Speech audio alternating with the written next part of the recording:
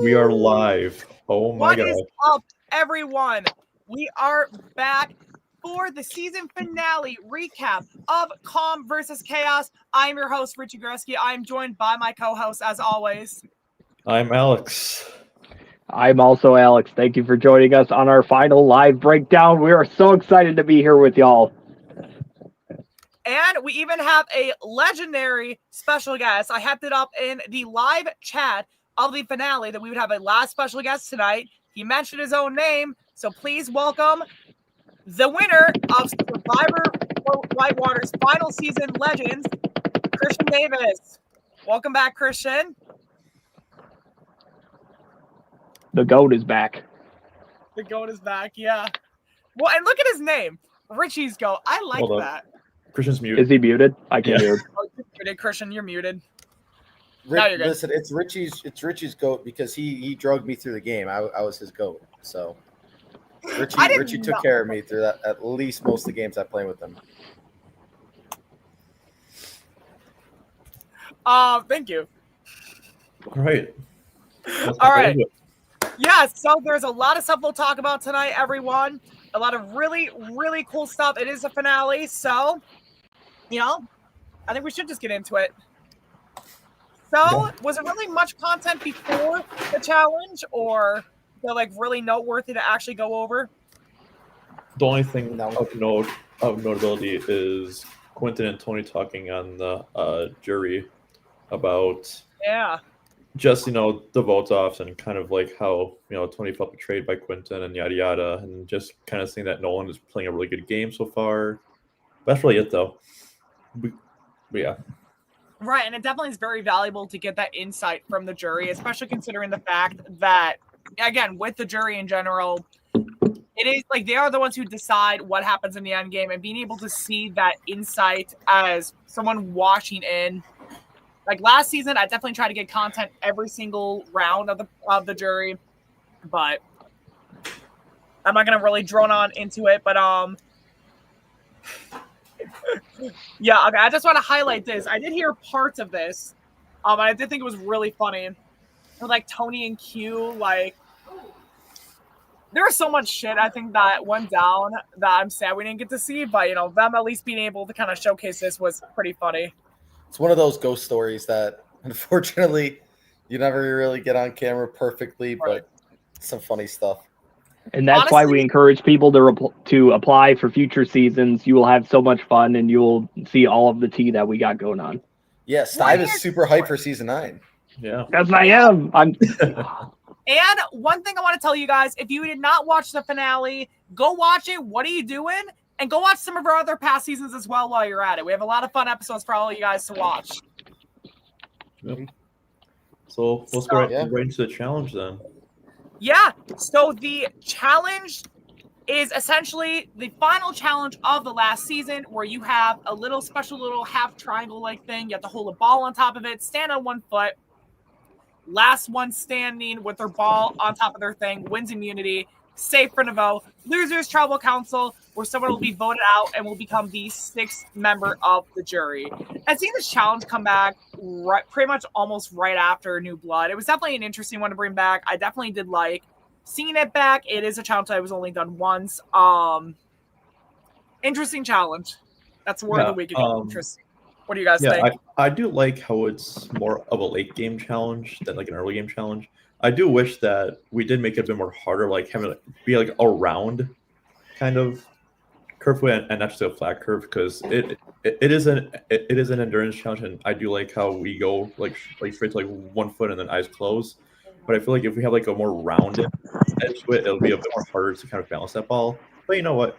It's still a great challenge, and Devin did a good job of playing that out. And it just takes a little longer, a little bit more endurance. I mean, to be honest, that might be one of the easiest challenges I've tried doing at first, but then once you start like standing on one leg and you get into a few minutes into it, you really got to start fighting. Yep. I mean, and I do want to address Jamil's comment there. Can we be straight? This one or the other one? You can't really talk shit about Richie if he's gone way farther in the game than you ever did. All right? So don't be a Twitter warrior. You've been doing that a lot lately. All right, I respect your game. You played well. I like you as a dude. But let's cut the crap. Stop talking crap to people that did better than you before. All right, keep moving. Who knows what the future holds for Jamil? I mean, hopefully some good stuff. He showed a lot, but let's get back to it. It was good for a first experience, and we got a lot of that here in this cast. I really enjoyed this cast that we had on. We had a lot of incredible players playing their first time. Jamil is just another example of that. It was so much fun helping produce with y'all. Steib, what are your thoughts on the challenge? Yeah, what are your thoughts on I want to hear a Steib rant. Give us a Steib rant. Well, no, it's a fun challenge, of course. I mean, we saw this challenge at the end of our previous season, New Blood.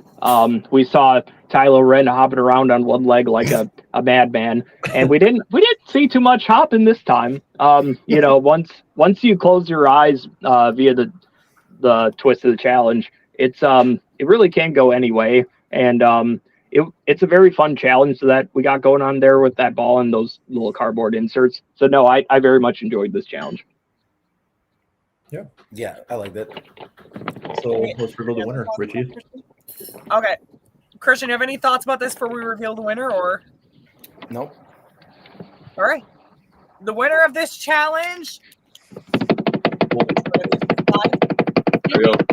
Advancing his way to the final four. And pretty much after Jimmy gets his win into the final four, I feel like it's just kind of very simple. It's very quickly seen to be Joe. And then Joe's trying to pitch really anyone he can to keep himself safe. There's nothing you can do. He's the only one that has an extremely different story than everybody else. Right. And that's just the reality of it. Right, and the other thing I do think is interesting about the Merge Tribe before this Final 5-0 is the fact that Nolan is getting a lot of offers from multiple people, basically, again, telling them they want to go to the Final 3 with them. So either A, it signifies that he's in a really good spot in the game, and that people trust him enough, or B, it signifies that everyone thinks he's someone that can easily be beaten. Right. I think it'll be interesting. I hope Devin addresses it in the reunion. I want to see just a quick poll of who would have voted for... I think everyone would have voted for Jimmy just from what they've been saying. Yeah. But but anyways, let's be real. Like, I want to see what people would have done with Joe. Right? Yeah, right. So, and I do like how Jimmy goes to Joe as well and tries to form a final two with them, because they do have completely different stories and they are both really big threats in this game. So it is kind of cool seeing that in this episode.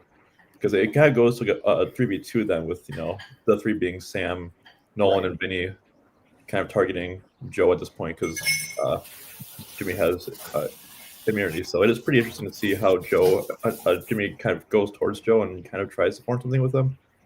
And then maybe tries to pull in Sam, but it was too late. So.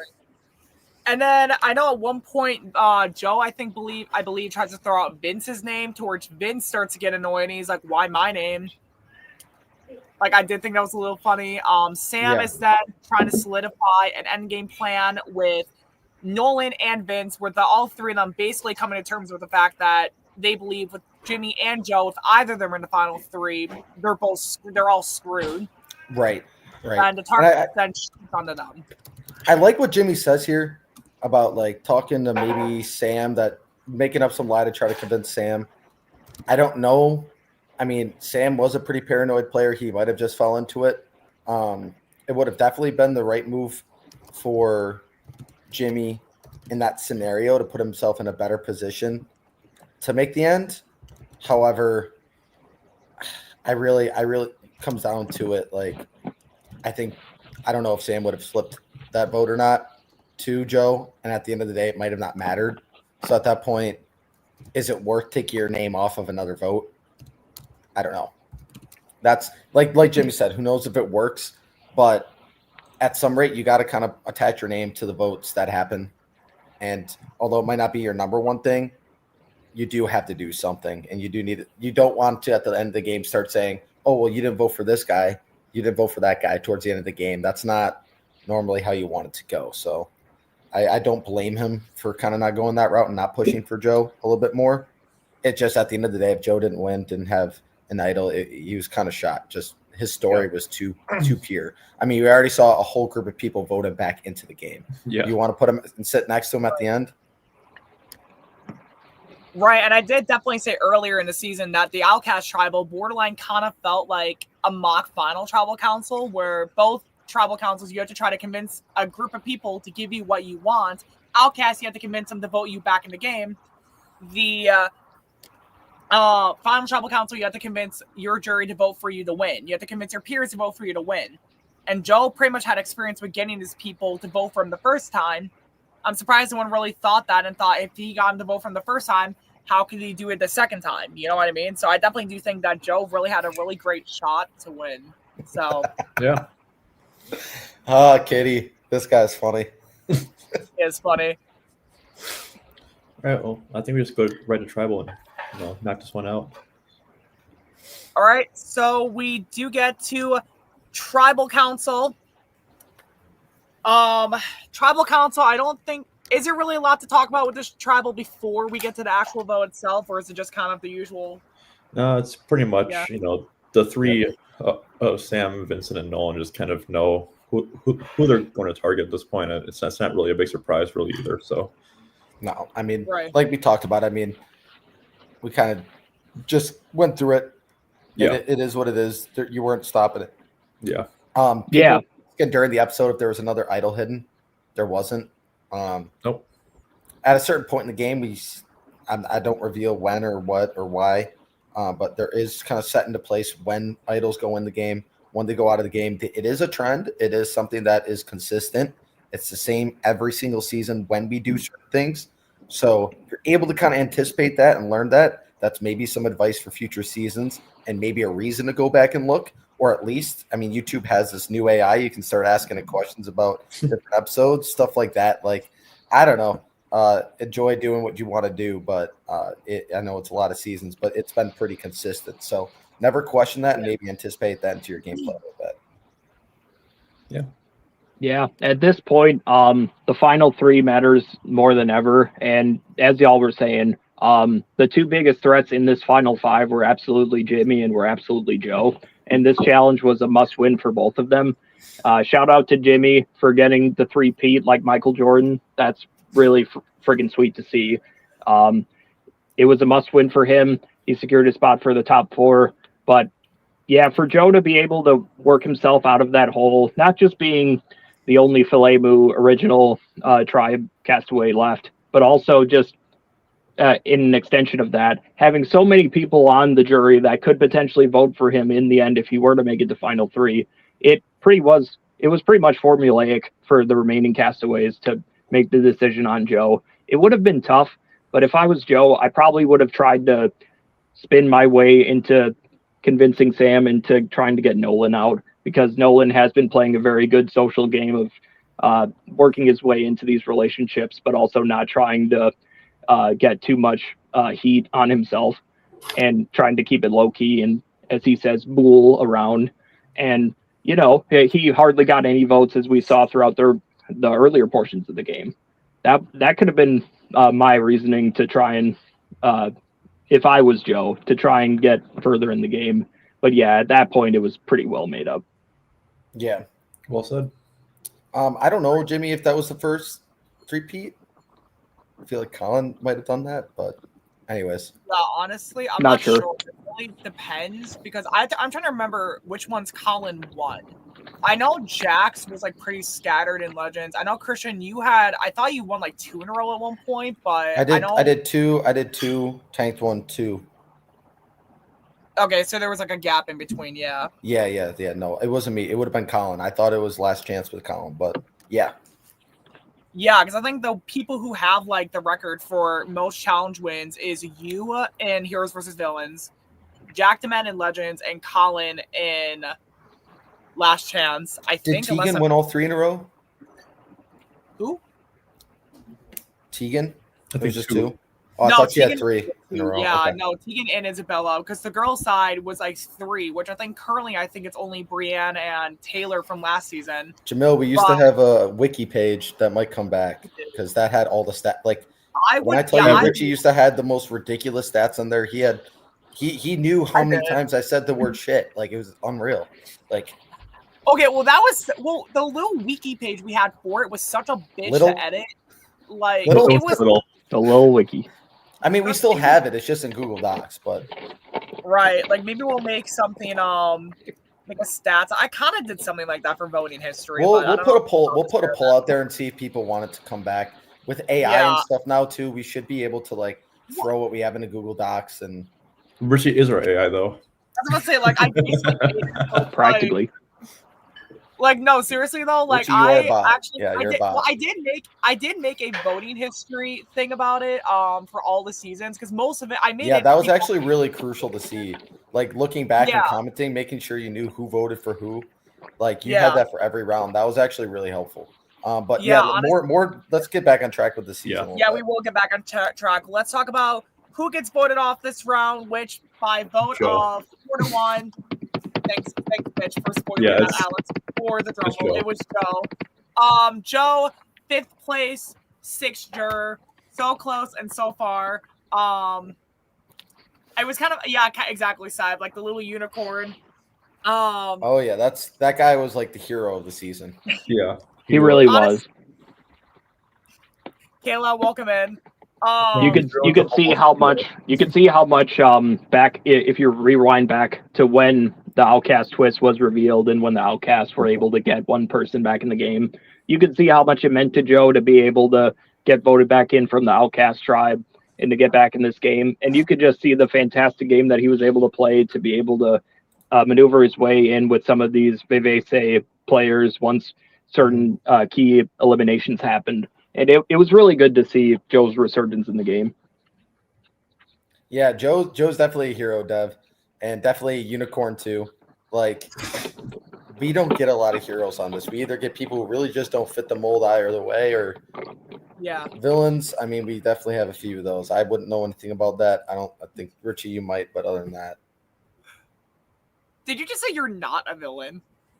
Me? Did you even watch your first season? Okay, you know what? We'll talk about this later. All 3 episodes? No, never.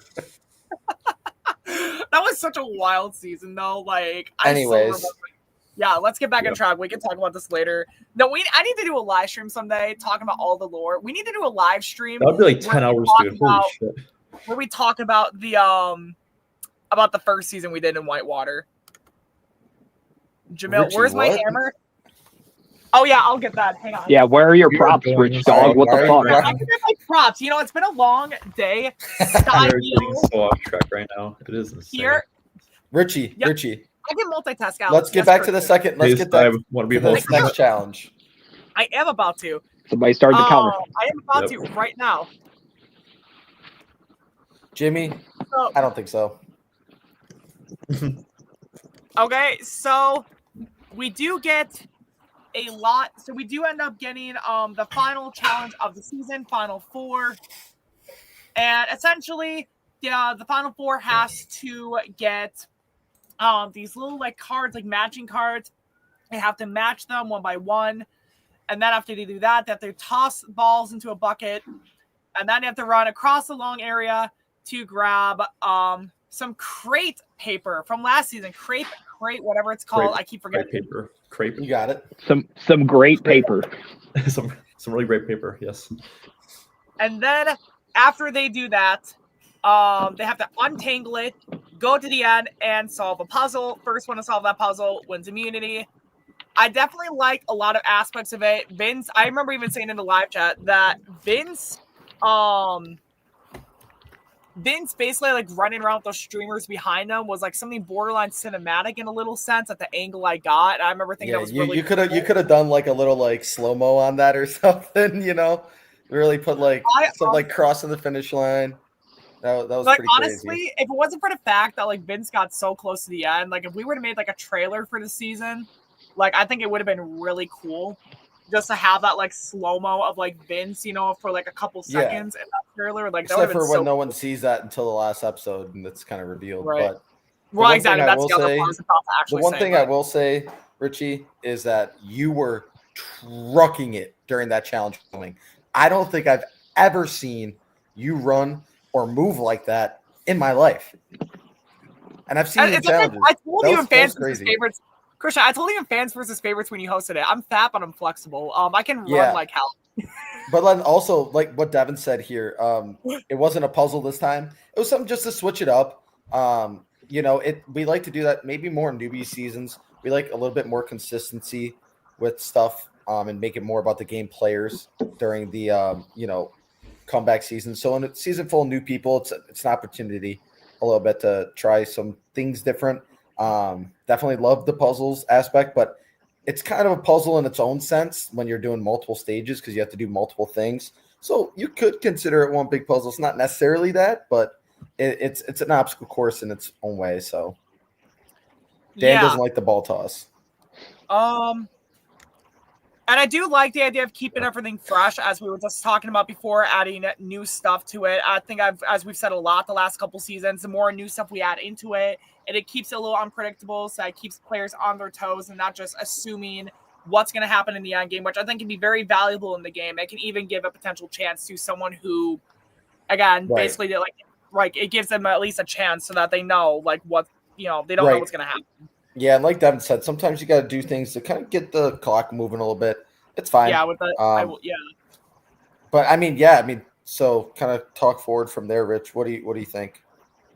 Honestly, those little memory cards, I was so worried I did not rearrange those as well, because I was definitely like I even told Devin like right after I sorted them. I think we were like doing Final 5 tribal, and I sorted a lot of these things. Like those little cards there to match them with.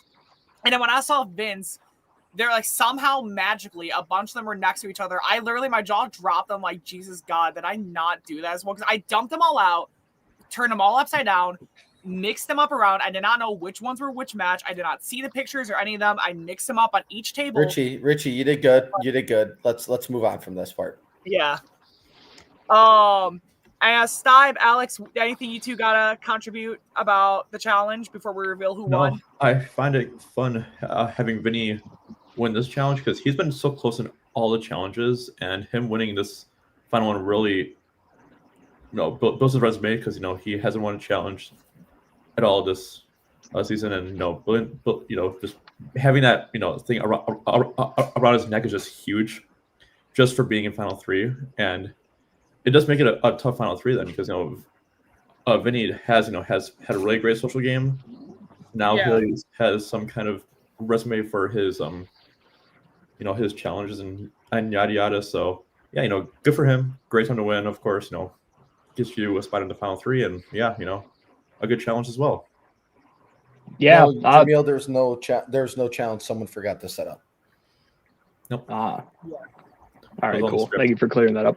But yeah, to pivot off of Aleks, sorry, Richie, that we took away your thunder of the reveal of the winner. But it is a pivotal win for Vincent here to build his case once he secures his spot in the Final 3. And honestly, maybe more importantly than Vincent winning, it's important that Jimmy loses, because as I said about the top 5, there really were 2 world breakers here that very well could have won this whole thing had they made it to top 3, and Jimmy was certainly the second one to at least outlast the other.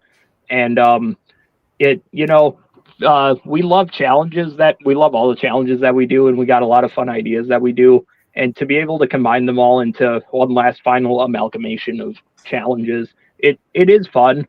But maybe we can look at restructuring certain challenges and rearranging orders of them, because it's hard to predict who will fall in a challenge like throwing a ball in a simple bucket, but at the end of the day, that depending on the order of things, that could very well influence the results of the game.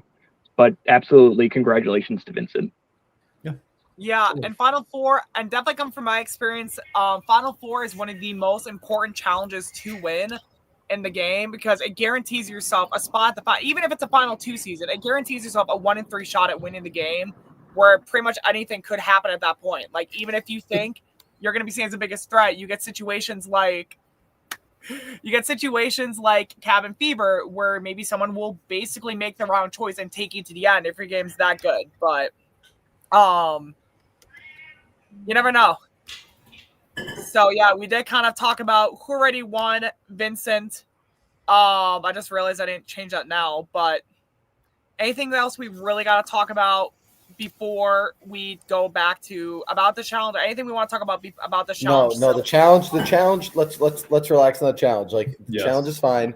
Let's get to like actually the rest of this game, which is the. Well, that's what I was about to do. I was asking you guys before we moved on because I didn't want to move on. You're the host. Hey, he always likes to ask us if we have final thoughts, but no, I think we're good. Thank you though. Yeah. All right, so we get back to camp. He's a good host. It's very obvious. Jimmy knows it's him. He's trying to campaign and trying to push for Sam at one point. He's just trying to save himself. Oh, and we got Zerdali here. I did not say her name right. I know that. Sorry, Z. Thank you all for being here. How many people? Oh my God, we got 18 people watching us live. Oh my goodness. Well, why not 19? 18 people hearing my. Why not 30? It's 17. Sam's got 2 accounts. True. He used his winnings on a second YouTube account. Here's what someone said. I also got like 3 devices on watching this, so I mean. Richie, just stop. Let's move on. All right. Kettle up. No. Dude, get back in the fish tank. Like you're in the cage and I have the key. Richie, no, kennel up. Yeah. You're going in the cage next. Anyways, okay, jokes aside. No, I'm not. Let's talk about. I am. I'm trying to pass out to you guys. You're the host, dude. You are the host. You choose when to move on. I know. I am moving on. I'm trying to say let's move on. Right. Richie, let's keep this count going. Come on. I'm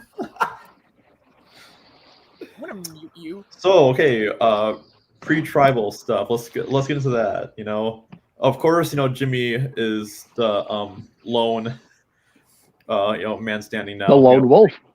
Winning. Wolf, lone wolf. He lost. He's won 3 straight. He is the biggest straight threat in the game still at Final Four, and we do get to see like really like stand up guys like Sam, Nolan, and Vincent just saying yes. You played such an amazing game, but we've got to go out now. We don't have a chance against you, and it is cool to see like just them just being so like upfront with him because Jimmy is a great guy. He is such a good stand up guy, and like you just can't lie to that guy. He's just awesome. But Jimmy's still fighting though as well. Like Jimmy is really putting up a fight still and trying to stay in the game. So I'll pass off to one of you guys to talk about it more. Yeah, Steib, you can go first. I'll talk last about it because there's some other stuff I'll bring up and then about the Nolan and Vince side of things. Absolutely. Similar to the second last challenge, it's a must-win for Jimmy. And unfortunately, after winning 3 straight, the luck had to come to an end. And it is unfortunate because he did play an absolutely fantastic game. And I'll elaborate more on this in a little bit when we reveal more. But it was a critical win for Vincent to secure his spot in the game. And ultimately, it is a hard hole for Jimmy to dig himself out of. And when you're at this position in the game and you've built this incredible resume that Jimmy has, it is hard to dumb yourself down in a way to be able to convince people to let you come to the final 3. So I don't know. What else do y'all have to say? Let's talk about who's left in the game. Jimmy, Vincent, Sam, Nolan. Whose game does it benefit to bring Jimmy to the end? Just from your perspective at this point in the game. It's a genuine question. Does anybody benefit? Really, no, obviously. No. Absolutely. And Jimmy's last argument, as we kind of go into it, as he began to kind of argue with some of the people, as you get into the final tribal council, when he makes his pitch, all that kind of stuff, that is kind of legitimate the more you think about it. The more as you see how things unravel, the more as you pay attention to the season, more as you gain more perspective from the jury. I know it was this last-ditch effort being in the game and having that conversation and looking at that, but outside of it, I think he still wins the game. But do some people get closer to winning the game? I wonder. Yeah, I think honestly, the only person I can realistically see having a good chance against Jimmy and maybe benefiting from going to the end with Jimmy, maybe Joe, maybe Jamil, depending on how Jamil goes after his initial boot round. But I mean, I honestly think there's a chance with, and I don't want to get into the final tribal stuff. That's why I'm kind of not saying it super direct quite yet. But if we want to move on to the tribal council, obviously, as we kind of all saw, right? Fair to say it, Jimmy was the guy that was axed, right? Yep. So my perspective is there's two duos going on, and it is a really hard argument to make when you have the same game as someone else. It's a really hard argument. Now, does that mean that at the end of the game, obviously the pairs are Sam and Jimmy, Vincent and Nolan. If it's only one of Vincent and Nolan instead, does every vote that Sam receives turn into a Jimmy vote? Not necessarily, if that happens. So could that split something up? If it's Nolan versus Vincent, which one is replacing Jimmy in that scenario? That's another thought as well. I'm not saying that Jimmy probably wouldn't have won, but I think someone would have gotten more votes. Yeah. I mean, kind of going off of what you were just saying, Christian, about talking when you were going into tribal council at this point, because at tribal council, Jimmy even knows it's him. He tries one last ditch effort to save himself. And I mean, it wasn't really that bad of an effort, but I mean, obviously, and he even kind of pulls like a penner and just screams out like, Nolan, I'm voting for you. I mean, it was 3-1. It was Jimmy last year. And I remember being really sad for Jimmy at this point, because although I was happy for Sam, Nolan, and Vince, like I did kind of feel bad for Jimmy because like he was so close and probably I think there's a chance he probably could have clean swept the jury depending on how he campaigned. So I mean, what do you guys think? I agree. If we're looking at the jury, kind of, he gets Jake's vote easily. He gets Jamil's vote probably. Jamil can probably say that in the comments. He for sure gets Tony's vote. Kayla's vote for sure. Quentin gets his vote, maybe. It depends. And then Joe, for sure, votes for Jimmy. And then whoever gets voted out there, either being Sam, Nolan, or Vincent, could get his vote. So I feel like he would clean sweep. It's just really how he goes at it with Final Tribal, which we don't get to see, of course, because he got voted out at 4th. But I feel like he had a really good shot if he made it to Final 3 to kind of clean sweep and take it all the way. Yep. Exactly. Yes. Oh, sorry, Steib, you go first. Oh, no worries. Thank you. I absolutely agree. I told Jimmy this at the after party when we went out, and I still stand by this today. I don't see a scenario with Jimmy in the final 3 where he doesn't win, because I genuinely do believe Jimmy played his ass off, and he played the game very well in all these different aspects. And I am conflicted by this result, of course, because it is unfortunate to see an incredible player come out at this point, just so fucking close to the end.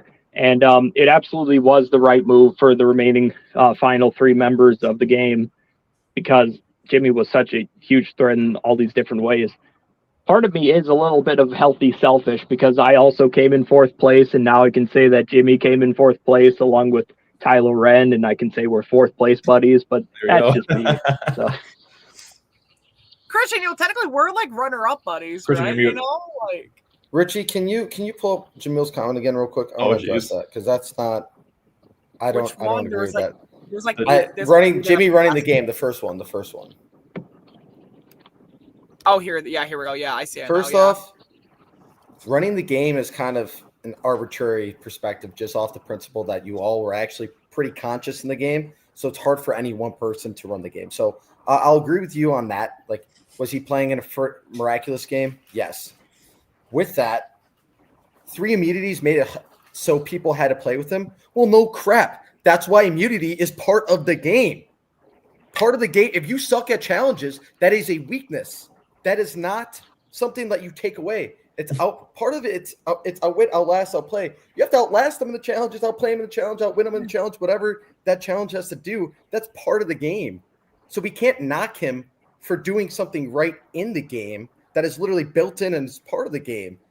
If you're great at challenges, that's what happens on every season of Survivor. They have to work with you, and as soon as you lose, you're out. It's that loss that gets you.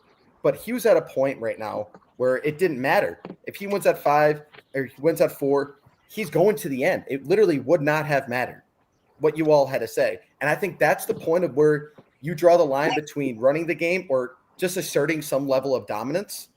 And I think there's 2 ways to show you're dominant. Either it's in the game, what you do when your back's up against the wall and you're about to go out, and what you do when that necklace is around your neck, because that is your moment to shine. That is your moment to make a move. And Jimmy did exactly that every damn time. So do not say people had to work with him. They didn't have to. They could have just all ignored him like they did in my seasons. Every time Jack won, no one listened to him. They listened to me. And that's the other way you assert dominance. So you know what? They didn't have to listen to Jimmy just because he was in the game. They did because he had social connections. It was strategically correct. And because he knew how to run the game correctly. So we cannot, in any circumstance, knock him for winning challenges. That is part of the game that is built into it, period.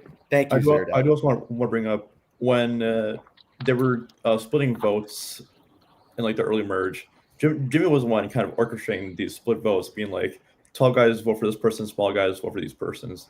And like Jimmy was kind of that anchor for that chaos tribe in the beginning of the merge. So I do say he did kind of run things a bit, of course, even when he didn't have, like the necklace around his neck at all. Like he won it at the right time when that tribe was totally splitting up, and he was running the tribe in the merge when people were still aligned. So I do say you might have left him out of your conversations, but you didn't leave him out of everybody else's.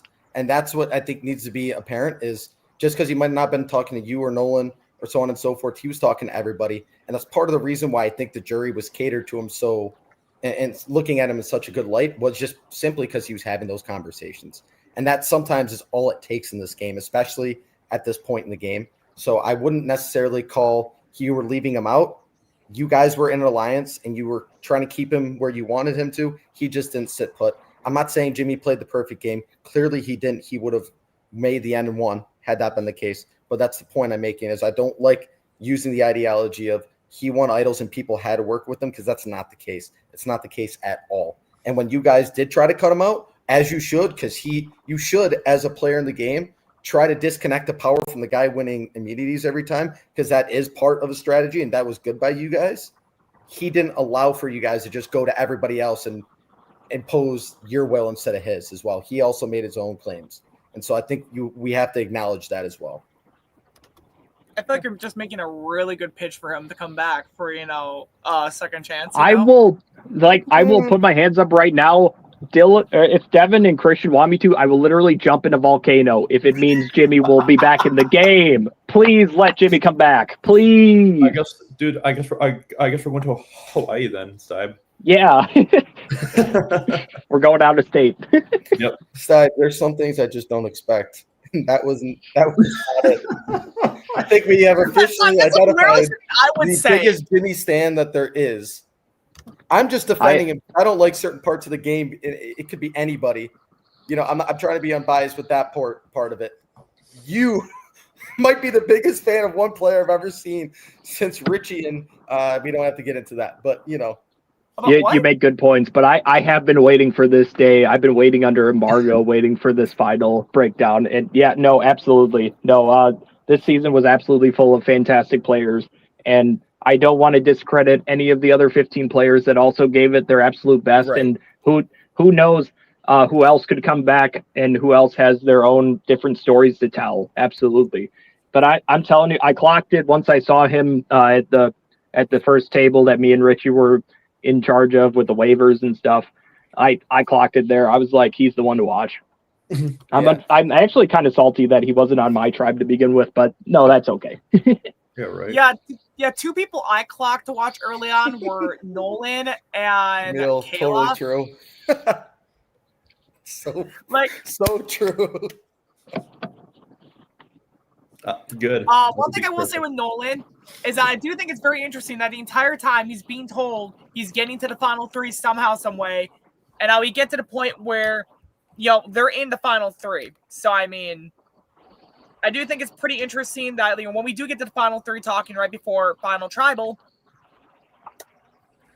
I mean, there's a lot of conversation regarding about how each of them basically thinks they're going to win. And it's like I said, the last couple of recaps, it is a decent chance any of them could take it and win, because I do think they all have their fair arguments. I could definitely, I think, just kind of take over. You know what I mean?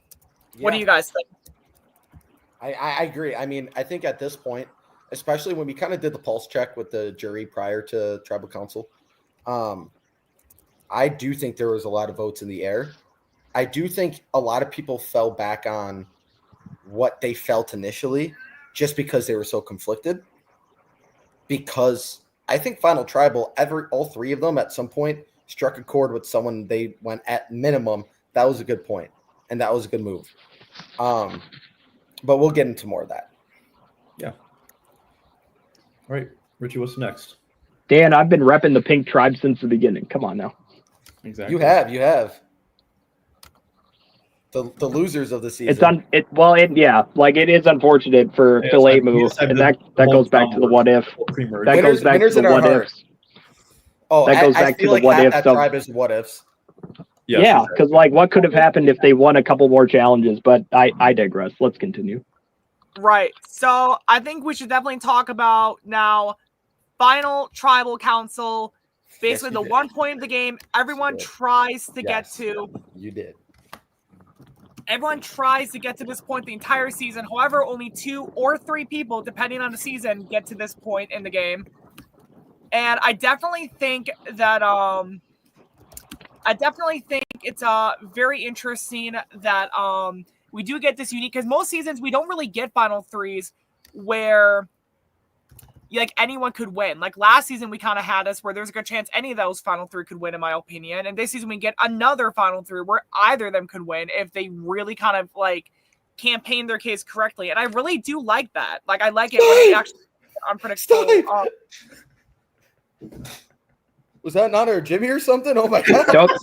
Don't let me distract you. I'm sorry, Richie. You were saying. Pour one out, but in his mouth. That's what he's doing. That was for Jimmy.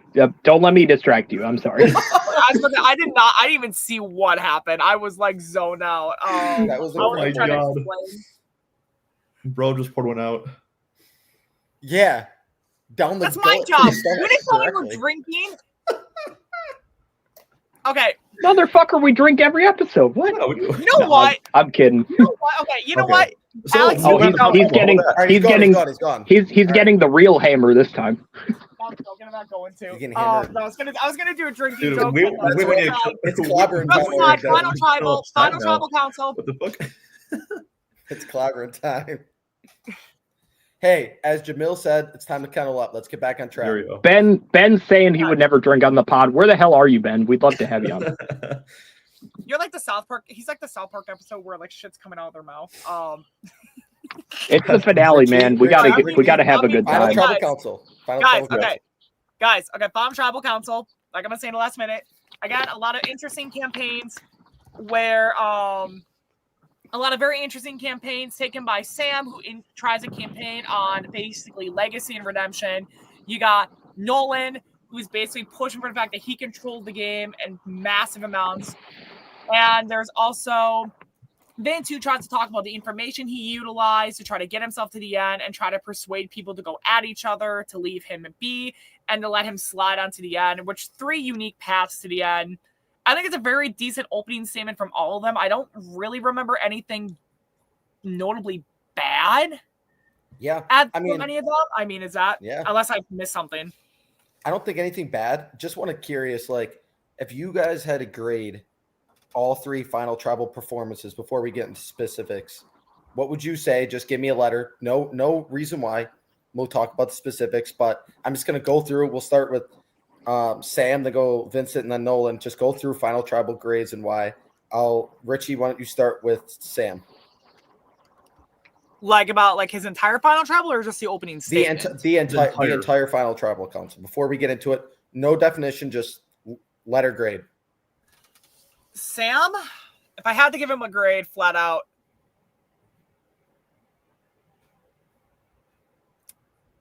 B. All right, B. Aleks? B minus. Steib? B minus as well. I would say probably a C minus. Pass, but it's passing. I think I was being generous, to be honest, but yeah. Yeah. Next, Vincent. Richie. B. B. B. I would Alex? say B plus actually. Mm-hmm. Steib. B. I'm going there probably right around a B plus as well. Yeah. I think it was pretty good. Definitely well above average. What about you for Nolan now? I would say A minus. I want to say maybe B plus. I'm gonna lean A minus. I don't know. There was one thing that we'll get to that really turned me off, but that borderline. Oh yeah, we'll talk about that.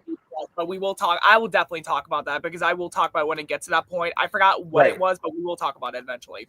And like I'm saying to everyone that we're grading again, these grades are strictly on what they said and how they reacted to the jurors. Has nothing to do with. It's just how they answer the questions, how they spoke. That's it. Yeah. Yeah. I'm not giving anybody an A. I'm giving Nolan a B. I think I'll have to go ahead and give Nolan an A with this one. I think he did the best out of the 3 of them, at least. Yeah, I mean, I definitely think A plus means you swayed a lot of votes. Yeah. I think he had a lot of people thinking and tipping the scales, but it didn't go over, right? The scales didn't go over, so I can't give an A plus. I'm gonna go. It has to be A minus because he did slightly better than Vincent. I don't want to say it was enough. I wish it could be like B plus plus, but yeah, I'm right around there. Like I think it was great. But yeah, now to get into kind of the specifics a little bit. I was just curious where everybody's temperature was at with the final tribal before we start. Yeah, honestly, it was definitely a unique final tribal as a whole that I think honestly we should get into right now because I mean with Jake's question, I really like Jake's question, where it was a very unique question where he basically asks everyone to close your eyes and like raise your hand if you think you have this juror's vote. And I believe the only one everyone raises their hand to is Jimmy, which got a reaction out of him I really liked. It was the funniest thing ever, yep. Yeah, and he's saying Kayla. Kayla also did, yeah. Yeah, okay. Everybody raised their hand for those two. Yep. Yeah, no, honestly, I definitely think that was very interesting. And it is very telling because, again, some people could think they have all the votes. Some people could think they have no votes. But, I mean, we even saw in One World 2. Like, you could think you have all the votes and that you made the best moves of the entire game. And you could just, you know what I mean? Like, I loved it was more for perspective of the jurors. And it was, honestly, it kind of laid the ground for the real questioning, right? And it really, it showed, because it was honestly an interesting way to trick them into revealing what their perception of the game was versus what the reality was. Because reality is king in this game, and the reality is the power shifts to the jury in that moment. So their reality is the only reality that matters. So I think some of them raised their hands a few times more than they actually would like to admit, but they felt like they had to. I think very few of them were actually that confident in all the hands they raised for each person. But you also can't not raise your hand and then try to convince people to vote for you, like at that point. So it's a pretty interesting scenario. And I thought that was really a really cool thing as a bystander to kind of watch and see how it unfolds. Because some people were almost offended that some people thought they had their vote, right? So very, very interesting. it was a great way to start off that final tribal as well. I will say it was a great way to kind of set the tone of who's thinking they got their votes and who's thinking they didn't get their votes. So yeah. I was going to say I second that. It's more of a third. I third that. I think this was a fantastic way to start the very final tribal council. And I'd like to say just overall, I think the jury asked a lot of fantastic questions that we'll get into more. But it is a very fun question to ask to try and engauge how these remaining three are doing and who they feel confident would vote for them. And it also is a very sacrificial and a very nice move for Jake to make, because it does set the table a little bit more for the remaining jurors to ask some more impactful questions, as we see. Yep. Yeah, for sure. Right. And whenever I'm on a jury, I do ask usually a question very similar to this. I usually try to ask everyone like a question specific to their game, and I'll ask a general question. Like, if you could pick any one of us to be the new final 2 or 3, who would it be? And definitely questions like these, I definitely do think are very valuable to kind of get a good gauge on what people were actually thinking about in the game, as well as the actual I've been on the jury twice, Ben, but I'm not getting on that because I don't want to get off track. But yeah, so I definitely think there's a lot of very interesting jury perspectives that we've all had being on a jury at least once. So yeah, Yep. Yeah, definitely.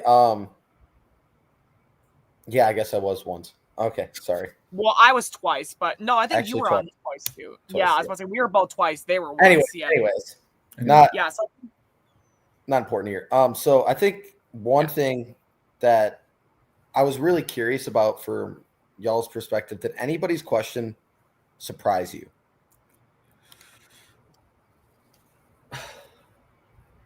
probably Jake's, just because it was a very insightful question. All honesty, I really did like it. So I was surprised in a good way, because it really was a great question in my opinion. So. That was, and I will say the jury did talk about him asking that question in the beginning. So they did kind of talk about that behind the scenes and stuff. So I love that he was the one to do that. Yeah. I wasn't really surprised. Again, I was filming all of it, but watching it back, I wasn't really surprised about any of the questions. It was all just kind of straightforward questions about the gameplay that they all played. But I do find that first question, even though it was a team effort of forming that question, it was a really good one to start off with. But yeah, it's just the usual, jury questions and just kind of finding out how well they did in the game, even though they've not seen a lot of their game play, maybe. So, yeah. Steib? Yeah, I'm going to have to agree with y'all. I think Jake's question was probably the most surprising for me. And it as I was saying, it was very fun to see the reactions and the answers of the top 3, and then the reactions of the jury. And it was very interesting to see how confident these remaining 3 were in the jury and how well they played their games. Yeah. So kind of, Richie, where do you want to go from here? I was actually right about to say, I think we should go talk about Jamil's vote, Jamil's question, where he basically, if I recall correctly, it was him trying to tell them, hey, I want you to kind of shade each other. Tell me why they don't deserve to win, I believe is what it was, correct? Yeah. Yes. Did anybody say anything that you guys felt was incorrect? And their shade towards someone else? Not exactly. The thing here, and I said this all the way back in my first season reunion, that the game is based on the perception that you hold, and it's based on perceptions. It's definitely based on basically a lot of perceptions that you hold in the game. You only kind of have your own perception to go off of. You don't know the full story until after the season's aired and after the season's finished and everything. So I definitely think that it definitely fits each of their perspectives throughout the season. I feel like throughout the season, we kind of see, word of the week, Ben, perception. I mean, we get to kind of see the season through their lens, their perception. And so kind of from what we've seen, we kind of get to see everything kind of air out. Where now it's they're all there. We're not really looking through the looking glass of anyone's eyes. It's all their perceptions kind of getting aired out. So I do think it was very interesting. I didn't like that they kept calling Vince a little weak. That is one thing I do kind of disagree with, but in their Sam and Nolan's perception, that is what they perceived, because they didn't Sam at least did not work as closely with Vince as Nolan did, but Yeah, this is something I did. This is kind of a leading question I wanted to bring up. Yeah. And it's really hard to be in a final tribal council with worthy people next to you and then demean their game and then ask someone to vote for you after. So like it's such a backwards question, and it's literally just to see who kind of screws up and screws up their game, who gets a little too intense. And it's a lot harder question for Nolan than it is Sam, because Nolan played the game alongside of him. And I did not like calling Vincent weak off the principle that he did something that Cody Conroy does very well. Jake Harris does pretty solid as well. I try to do my best in, and he kind of talks about it, the information, the knowledge flow, right? Like, it's something I talked about a lot during my seasons, and it's very apparent that he knew a solid amount of what's going on. Now, you're never going to know 100%, but I think at any given time, he was probably a top 2, if not 3 person in terms of they knew what was going on at all times. And now how he chose to react to that, he played a little bit more of, I don't want to call it shield because it was more like a duo. They both kind of wanted to play behind. And he did say he did want to, towards the end, take control a little bit more of the game. Right. I think he a little bit missed it. I think it might have been a little bit too late for him to start taking control, and then at the same time, kind of flip that switch, right? So, like, to take that control and then get that perception from everyone else that you're controlling after having been purposefully playing in the background, having that knowledge is really hard to flip that at the point that he made that decision to do so. I think had he done it like 2-3 rounds earlier and then kind of drifted back a little bit and then went back and forth, it would have been a little bit more, hey, you were consistently doing this and then stepping back. So I think his strategy was pretty smart. I think it was a little mistimed. Yeah.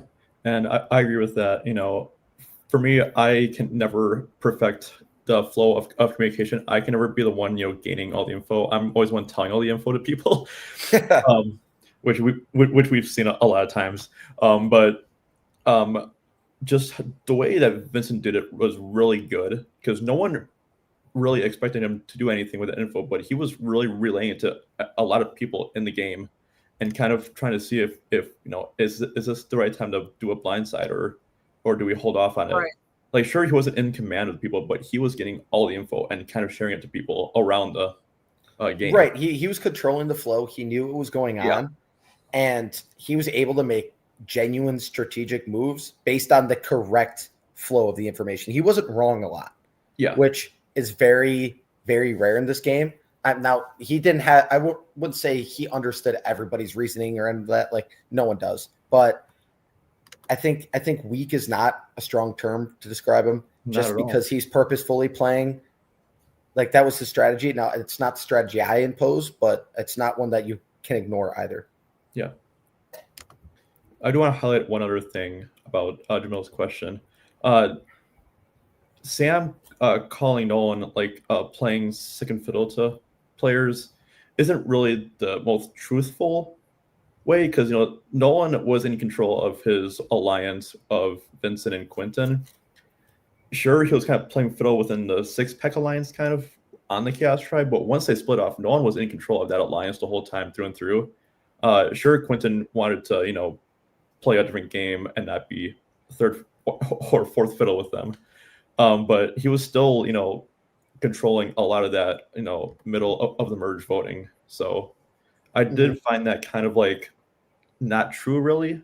But of course, Sam didn't know, of course, that he was kind of in control the whole time. So it's fine to lie, of course, at Final Tribal. But if you get clapped back, it's gonna be like, oh crap, I'm wrong, and just kind of go through with it.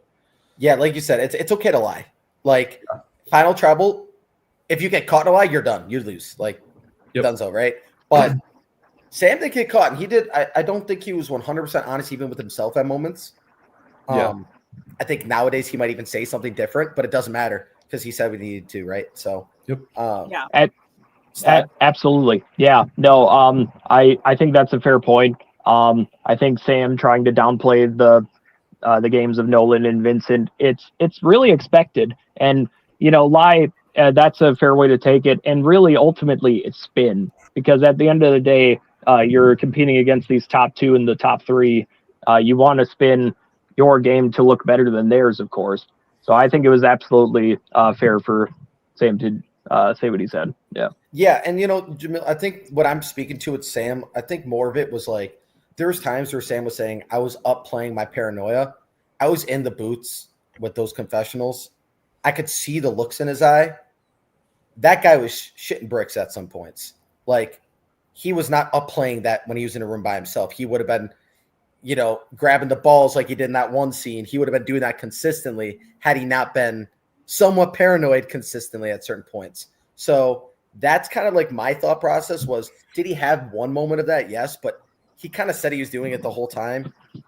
I think there's plenty of times Sam was paranoid, and this is something that he says at the in his closing remarks, and I told you guys I didn't want to forget before the show, because it kind of threw me off and made zero sense to me, and I hope someone in the comments maybe can clear this up for me, because I don't understand this gameplay. He said as his last remark to y'all that he purposefully at 6 played his idol so that he would be less of a threat at 5. Who cares if you're not going home at 6 and you can play it at 5? You are safe. So I'm not understanding that. And you clearly had the perception of the people that you wanted to go home. That person was going home at 5 either way and 6 either way. And I don't think you playing the idol at 5 would have bolstered you into the perception at 4 to go home instead of Jimmy. So I really am confused as to, one, why you even brought that up, because that was it kind of demeans your game a little bit. Like, I don't think it was needed. And 2, it's just not true. That wasn't a good, I don't know if that's a good play. Like, I don't understand that. I don't understand why someone would play their idol purposefully. And so that's where I felt like either you weren't being honest with yourself in that moment, or you were just lying to the final tribal council, which is fine. Like I said, you can do that. That's part of the game. And like Jamil said, you should own your game. In that moment, I don't know what the idea was, but it's just a reality. I don't think that was a strategic move. I think, if anything, it was a paranoia move because someone else did. And that's fine. That's fine. And at the end of the day, you said what you needed to get the votes. And I think some people kind of glossed over it because we had gone through tribal enough. But I think we could have dug into that one a little more. And I think we could have learned a little bit more. Yeah, totally. Yeah. Richie, you've been a bit quiet for a minute. Yeah, I know. It's probably a blessing for you guys, right? Yeah. And Dick said this. Dick said this, and that's what I'm kind of alluding to here is I don't think it was a strategic. He should have used that and said, I adapted in that moment and played it safe, than saying he purposefully did that. So at 5, he had a lower perception to not go home. That makes no sense. I'm sorry. It makes zero sense to me. Well, yeah, I do definitely think he was very well aware of the finalists and who was there alongside him in regards like the final 5 alone, and realizing how much of a threat he could be if he did play that idol correctly. And coming from like experience and having idols and advantages, like if you walk in the final 5 with an idol or advantage, like it does kind of have a bit of a target. Do I still think it's a bad move he played at final 6? Absolutely. But I don't think him going off and saying that he wanted to keep his word, because I believe this is the question he said that he was doing that with, that I said I was going to do it at 6 to keep my word. I don't think it's a worst campaign. I mean, if you're going to have to like bullshit it off of something, I think that's not the worst way to say it. But I mean, I don't know. Yeah. Come on, bro. No. Ben, come on, bro. I think we should just go move on, because we've been talking for like probably like 10 minutes about this alone. So I think we should go. Steib. Yeah. Before we move on with the tribal, I saw Kayla asked us a good question for the panel, and I was just wondering if you could pull that up and if we could discuss that. Yeah, of course. Let's just We can do that. Yeah, we'll save other questions until the end. This one we will get to, because I was going to get to it closer to the end, Kayla. Okay, fair. We can go into it. That's cool. Yeah. Steib? I know who you want to play like.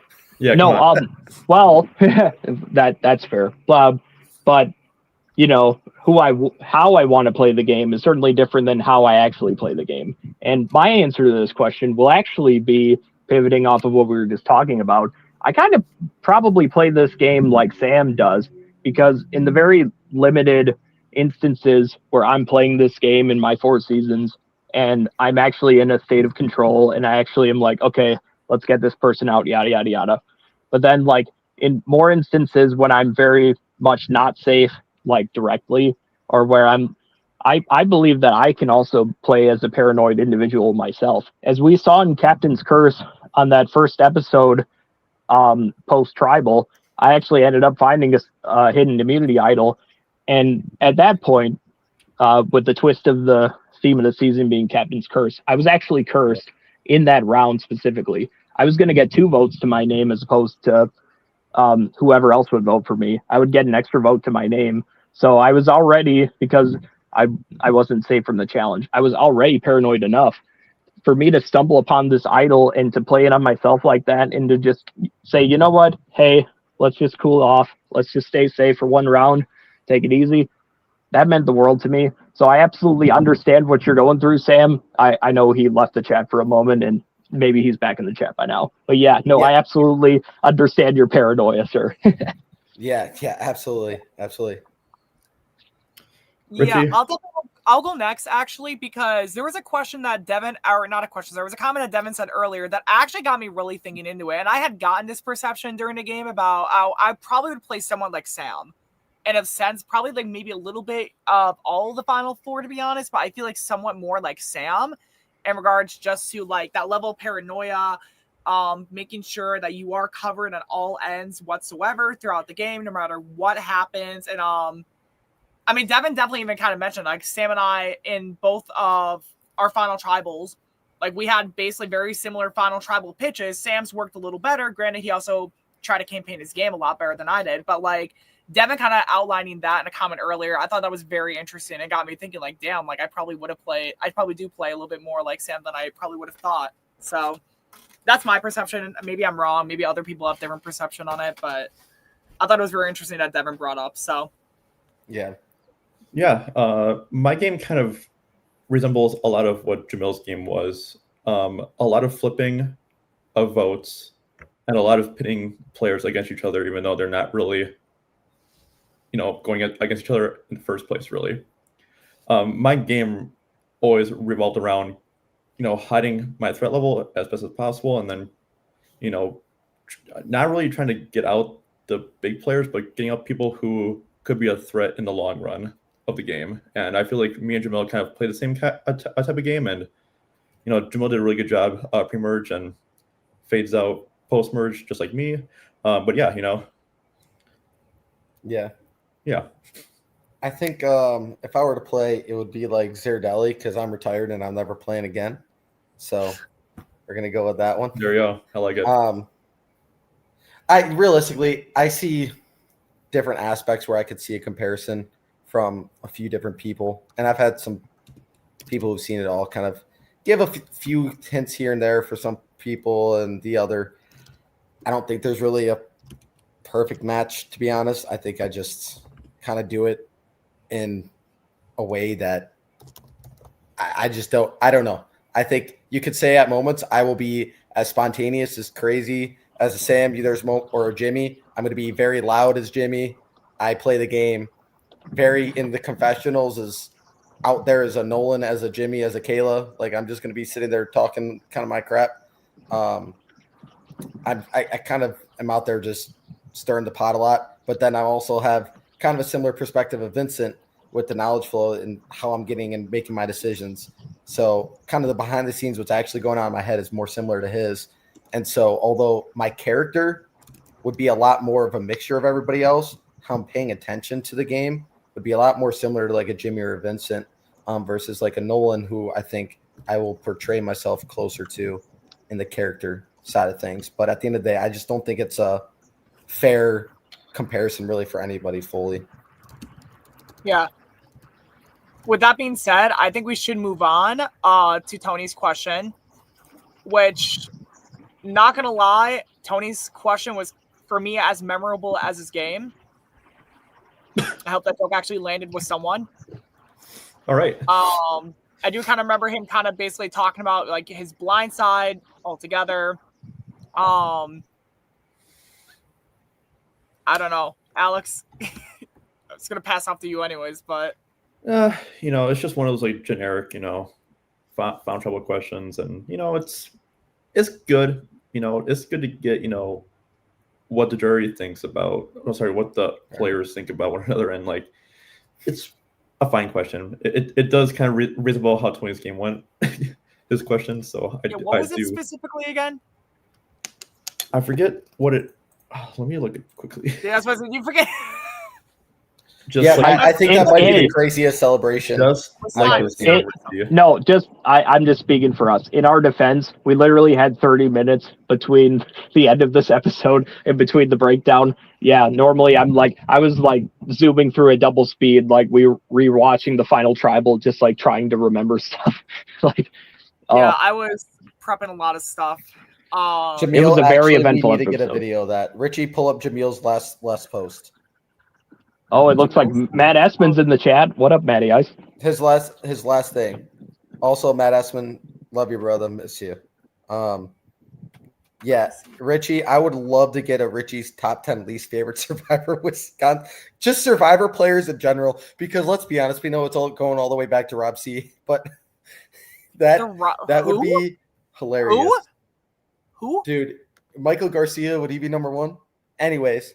All right, let's get back on topic. Matt Essman asked, was that the most emphatic celebrations ever, by the way? Yeah, there was thunder literally ringing in the background. I don't know. That was the most insane thing. Puts his arm in the air, thunder rings through. The thunder was actually beautiful timing.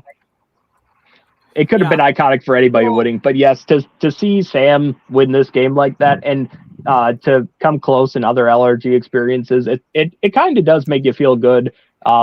In some ways, if you've been enjoying the game that he's been playing, and I absolutely enjoyed that ending. Dan, dude, I'm sorry, Kitty might be the funniest dude out here. He makes a rare comment, and when he does, it's hilarious. What did Richard say? I think we should get back on. I think we should get back on topic, guys. Just to make sure.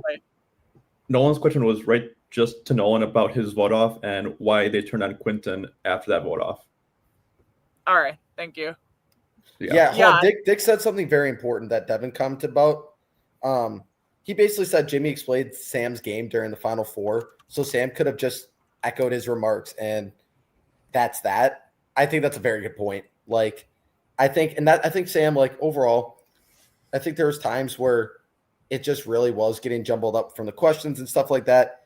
I don't think that you were an undeserving winner. That's not what I want. I want to make that clear with my grade of a C- on the tribal. It was just purely you answered the questions and we kind of knew those things already. So I think we were missing some of the elements of what more was there, what was going to surprise me, what were we saving for that final tribal, all that kind of stuff. But yeah, Tony's question was, just kind of towards Nolan, and it gave at least Tony some clarification on what his blindside was about, and how it kind of forward Nolan in the game. And I do like one that I don't know. I'm just thinking it did forward Nolan in the game because he made it to final three. Props to him. I've never been able to do that. But just in general, it is getting some clarity for Tony because Nolan probably didn't have Tony's vote going into this, final tribal. But at least gives Tony some clarity on how it all went down and why he did it. So it is a good question. He was very confused. To be honest, when he went out, he said he's I really don't get what happened. And I mean that's truly a blindside, right? Yep. So I mean that was probably I don't want to say the first, but that was a pretty shocking one, I think, in the moment, the way that it went down, the way that the tides turned so quickly. Yes. So, I will defend Tony's question. Sure, it's a bit of a direct question to Nolan, but it is a good question.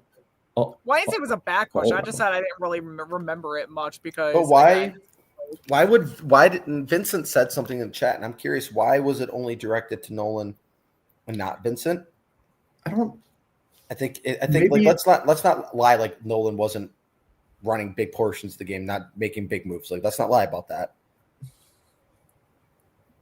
Maybe just because he was the one who kind of orchestrated it a bit on that blind side, even though it was a group effort anyways.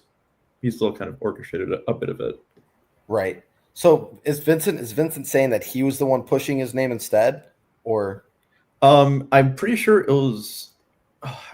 Dude, I'm not so understanding what he was saying. I wish I could have answered his question since I was the one who pushed his name. I'll just take a moment to say we're going off the rails because I gotta say this is the most fun we've had at a early bird breakdown. Thank you all for tuning in. We got 19 people watching. That's absolutely insane. Thank you to my 2 regular co-hosts, and thank you to Christian for keeping us on the rails as our special guest. I don't know if that's the case, but gotcha. I remember Vincent, mentioning it first to Nolan, and I think Quentin as well, about flipping and getting Tony out. And it would have been good to actually ask both of them, because both of them voted to vote out Tony. I do agree with that. I think Vincent just wasn't really a vocal person, of course, other than Nolan being, the front guy, because he has the bigger voice and is a more of a loudmouth, in the tribe. So I'm guessing that's why Tony thought asking Nolan would get more, would get more clarity. But again, Tony didn't know. I'm guessing that Vincent kind of guided that vote off. Yeah, I mean that's. I was just more curious because that was what happened, right? Like you said, that's literally what happened. In that moment, I wish Vincent would have really, I know when you ask a direct question, it kind of eliminates the other guys. Yeah. That's one of those moments where you got to lay down the law a little bit. And I think Vincent allowed in that moment and a few others, not necessarily to have his game demean, but to have it fade into the background, maybe be ghosted a little bit when it shouldn't have been. Yeah. And so calling into it, whether you have to wait till the next round to say, hey, I need to address this first, or waiting till your final remarks and making a mental note, whatever you have to do, we do need to have that conversation. But yeah, I think Jamil said it best. Their games are very intertwined, and going to the end with each other, that's just a risk you're taking. Going to the end with someone whose game that you literally cannot say, I've done this, and this differently. And that's a big difference. All right. Do we want to move on to Kayla's now? Yep. Yeah, because we should probably speed this up. We've been probably taking a little too long with a couple of these questions, in my opinion, but we always go over the episode length. It's cool. So it's a lot to break Kayla. down. So Kayla is up next. Aleks, do you want to talk about her question first? Yeah. So she tells them straight up, all 3 of you guys raise your hand, saying that I would get your vote, and then it goes into saying, who do you think your true alliances were with one another? I'm pretty sure that was it. So yes. Well, I kind of watch it back and see what he actually said to them. But I know that she started off with them saying, you all 3 raise your hands that I'll get your vote. And something about who do you think was your real, I think, final 2 alliance or final alliance? I'll come back to you guys on that. Yeah. Yeah, it sounds like the gist of it. Yeah, no, that's right. I think also just the idea that everybody claimed, and this is where I think Nolan started to lose some people, was starting to claim her going out as his. Now there is strategy, there is gameplay in going to rocks, and you should claim that because that is part of the game. That is a strategy, and that is he should have claimed it as, hey, I was willing to put my game at risk the way that Sam did by saying I didn't change my vote in the revote. I went to rocks. But the way that he claimed it and the way the words came out, it came off more as I voted her out and I'm the reason she went home. The reason that she went home was because she grabbed a blue ball. That wasn't the case. And honestly, from what it seemed like, she wasn't going to be the person going home because obviously she wasn't involved in that vote, right? So it's kind of weird the way that it was claimed. So by the time they get to her question, he had been answering questions great. I thought Nolan was going to steal everybody's vote. And I think this is where you start seeing a little bit of a Sam comeback. Steib? No, I think that's a fantastic way to put it, Christian. Well said. I think with the top 3 that we have, I think in different circumstances, this could go really anyway. And I think that this final tribal council is very pivotal. And perhaps, as we saw even Sam say in the comment section, there's certainly mistakes that were made on all their parts when it came to divulging how they played their game and trying to make that look better than the person sitting next to them. I think this tribal council, I think it could have went a variety of ways, and it was, I don't know, like these were some very good questions to ask in what was a very intense season full of chaotic twists and turns. I don't know. What do you got to say, Richie? Yeah, I mean, honestly, I really don't know if there's much to say that could add on to what you guys said, just because I think you guys kind of already topped off what I would have already said. I do think Kayla's question and just talking to them trying to take credit for her move is definitely a very valid question because of the fact that, again, they're all trying to take credit and say that they want her gone. But guess what? They seem to forget. She also had, I believe it was safety without power. So even if she leaves this final 6, all she has to do is play it. Joel plays his idol, and then it's whoever they want technically still goes home. I mean, it's still technically they still hold the power. Like Kayla, if she survives her elimination round, she makes it at least final 5 guaranteed.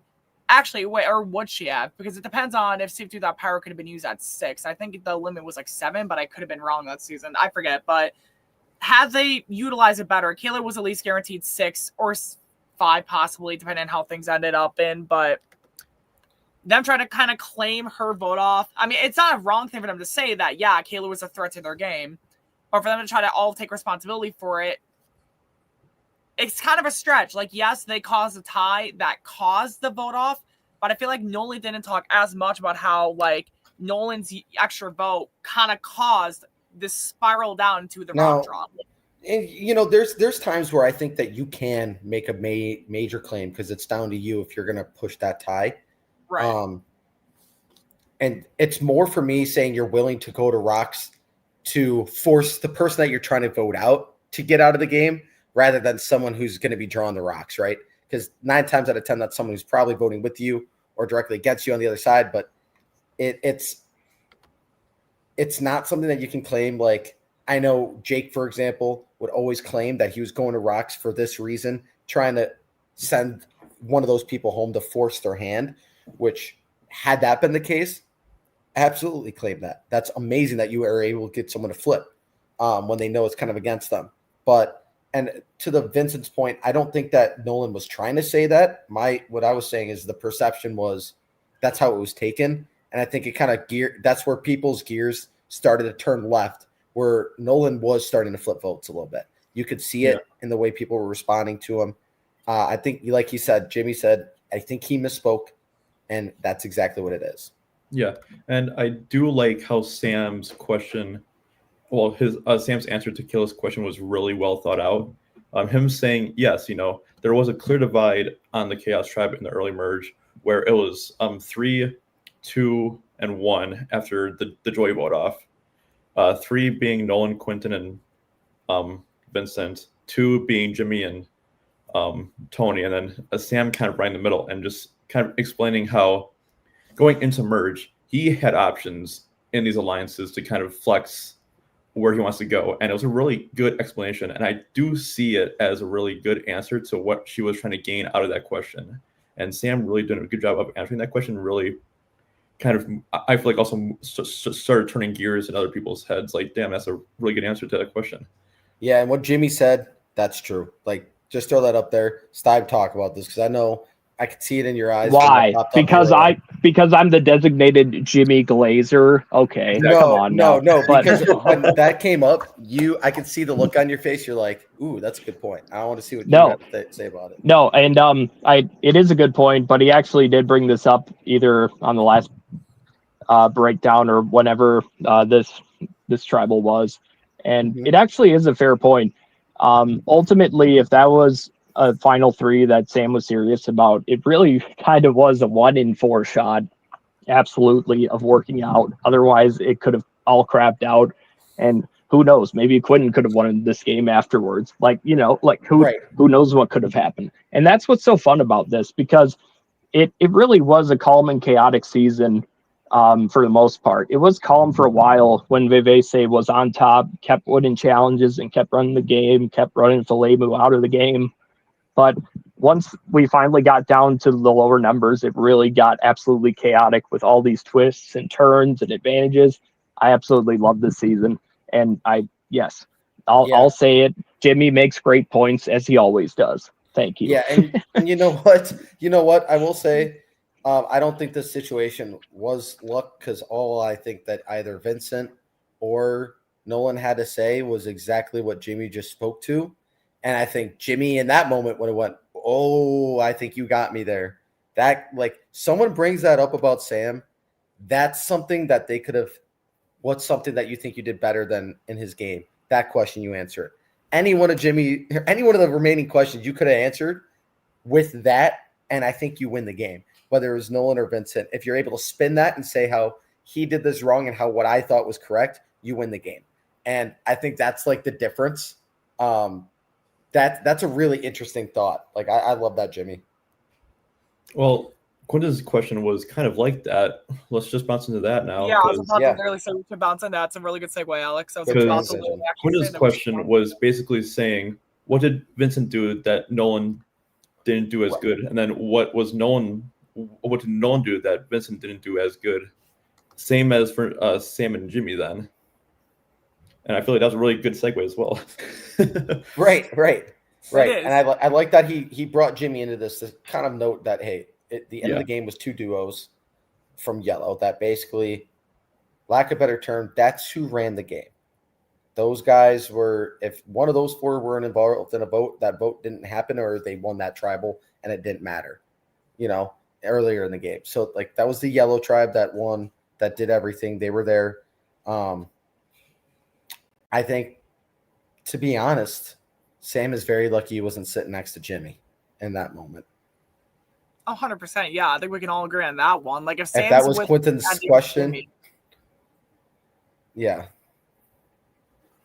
Yeah, I mean, I kind of feel like Quentin's question definitely, I don't know if it really turned any heads, but I mean, it definitely was, I think, a pretty decent question to really, like, talk more about the thoughts on their game as a whole.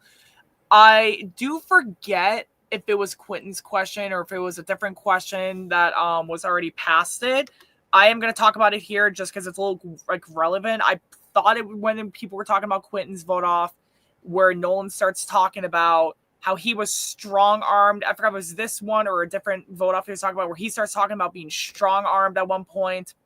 And I remember, like, Dan, Nick, Joey, and I were actually watching Final Tribal Council behind the cameras. And when Nolan said that, I immediately whispered to Dan, I'm like, Nolan just lost the game by saying that he was strong-armed into it.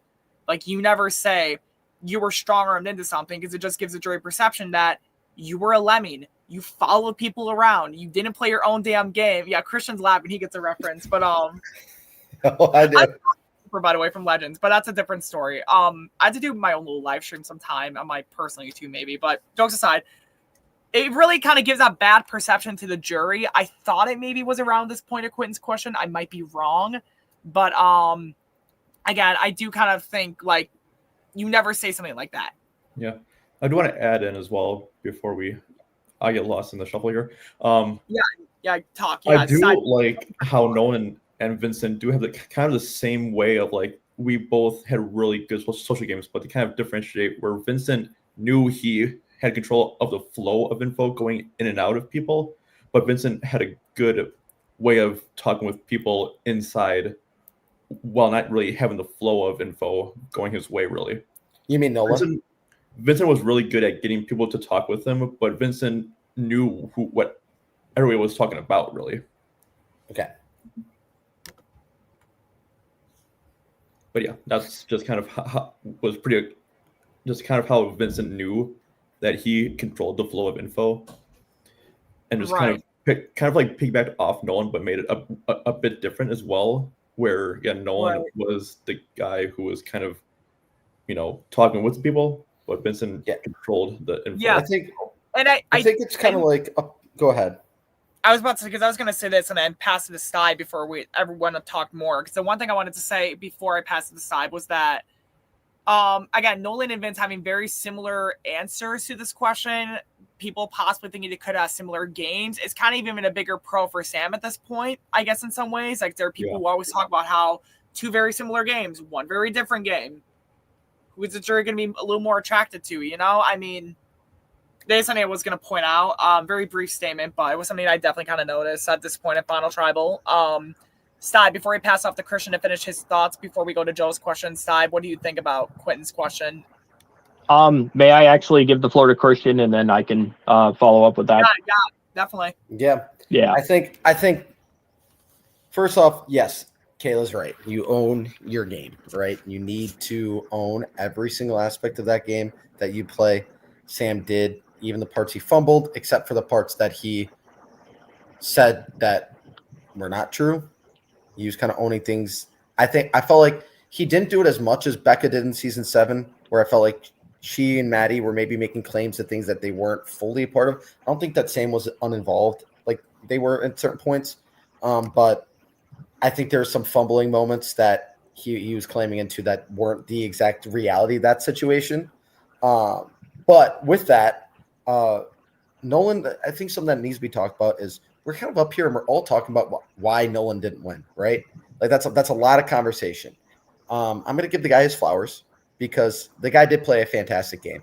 And I think that we're saying a lot of negative things about someone because we all kind of already know the positives. The guy was out there. I respect someone that's willing to play the game from the front, not the back, because playing from the front, all eyes are on you. Nolan played that game, and he wasn't getting votes casted for him. I don't know why that wasn't highlighted more. It was very, very minimal. I don't even know if he did it all. I know it was very minimal that votes were being casted for him. There's a reason for that. That means his social game is on point. I think that in light of what the question was with differentiating his game from Vincent, I know Vincent wasn't as well, but I think he could portray and plead to the jury, hey, you guys all know I've been playing this game from the front. You know, Vincent's more like reserved and quiet about it. He's trying to lower his threat level. I understand that. Nolan wasn't necessarily lowering his threat level on purpose. He was playing the game in front of everybody's faces, playing extremely hard, and still somehow not getting the votes on him. That's impressive. And that needs to be talked about. And I think he missed opportunities to highlight that. And that would have been a perfect opportunity to highlight that and say, hey, I played differently than Vincent in this way. I played from the front, and I had a similar outcome, so my game's better in that way. I didn't have to play from the back. You know, I didn't need a shield, stuff like that. Now, some would argue that there's some rounds that he might have gone behind Jimmy or someone else or whoever is the forefront vote, but it's the reality. Okay. Steib, I'll pass the floor to you now. If you want to say anything, and then we'll go immediately into Joe's vote. So if you want to talk about your thoughts into Quentin's question and then Joe's question while you're at it. Yeah, we're already running pretty late, and I can keep it brief. But I just like to say as soon as Christian said Nolan's name, he appears in chat, which was just absolutely perfect timing on his part. And Nolan actually asked the question that was popped up a moment ago, but it was something about a season 12 alliance. First of all, I don't even know if I'll be on there. I don't even know if I consider myself a legend in a sense.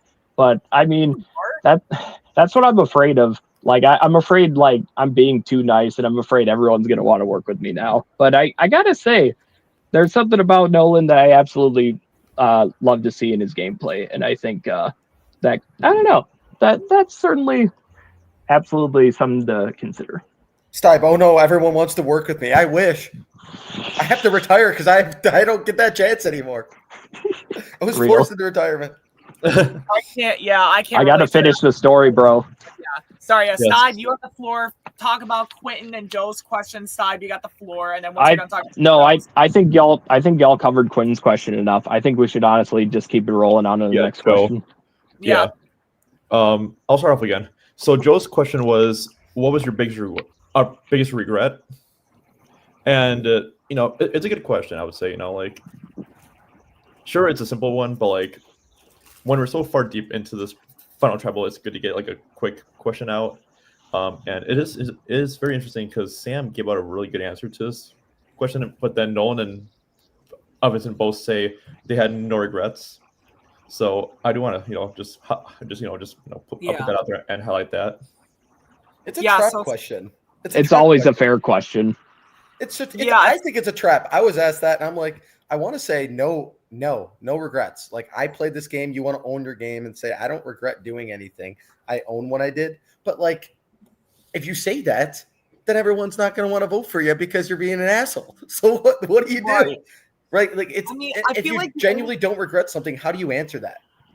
I feel like the only way you can really go at this is giving an emotional plea and saying that, like, oh, I wish I didn't have to vote you because as a person, I really liked you, and give that yada yada crap, and then say, like, but I had to do it for the sake of my game, and say, personally, I regretted it, but as a player, I could not regret it. You got to be a very special person not to call BS on that one, though. Like, it is a good question by Joe. It is like a very interesting question because depending on the answer, it could possibly make or break your game and even reveal certain things that people may not fully know about before. So, absolutely. Like what you said about potentially voting out somebody that you wouldn't want to. That's absolutely a fair response to that. But yeah, no, it is. It's difficult to talk about regrets in the game.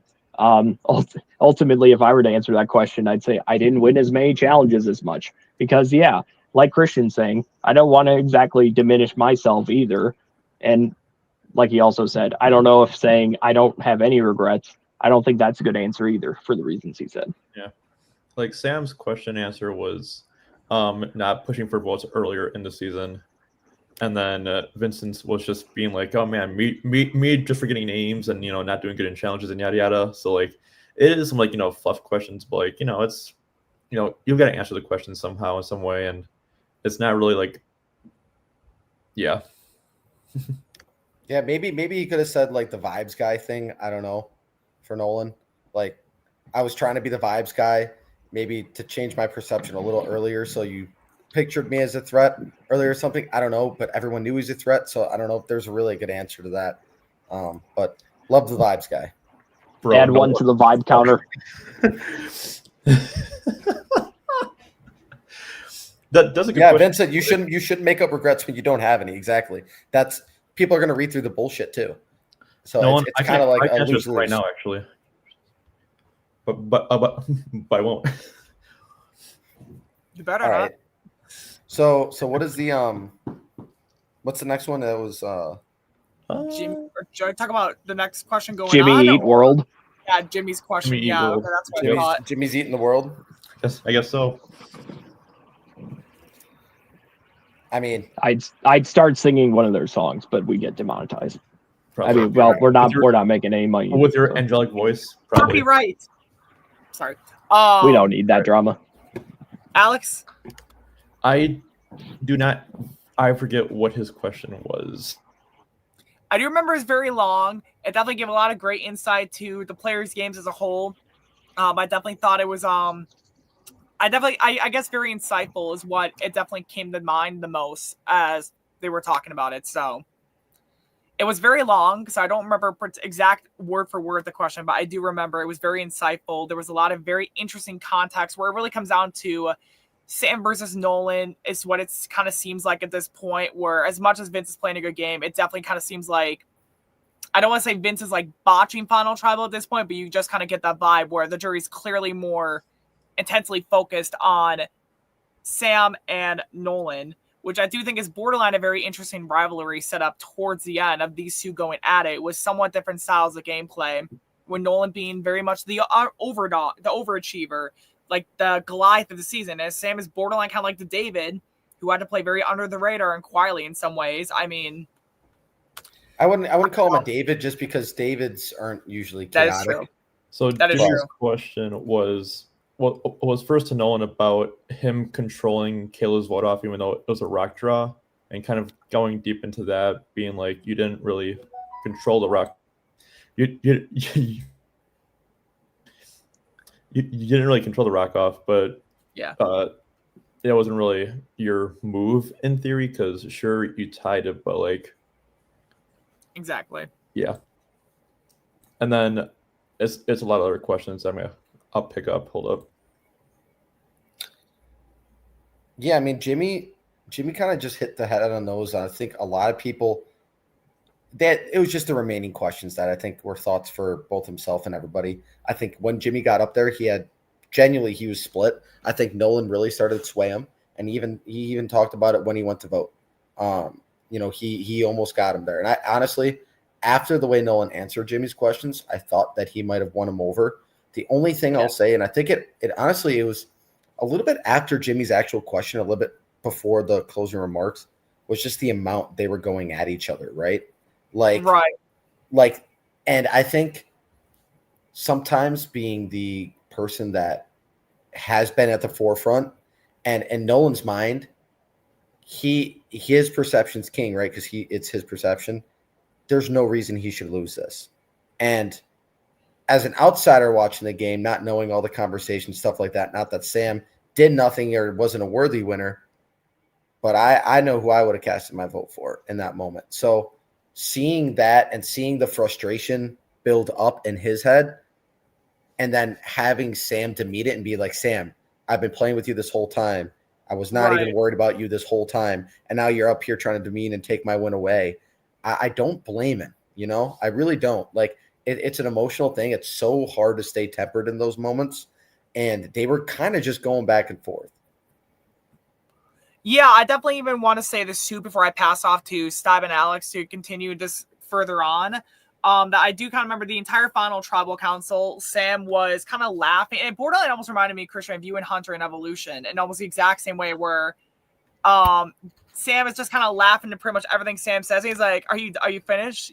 Type of thing. And like, I kind of thought like, damn, like that's gonna turn off some people. But like, if he's that confident. Yeah, I mean, I guess he was right. I personally wouldn't have done it. I mean, I think a lot of Sam, my grade was more the reactions of him to the other questions, like Jimmy said, the eye rolling and scoffing. I can't give you, like, you got a passing grade because you won, but I cannot give you, like, you answer the questions correctly enough to win. So that's why he got the grade he did. But I would not say that was by any means, I think, winning people over. I think his gameplay just kind of spoke for itself to the people in that moment.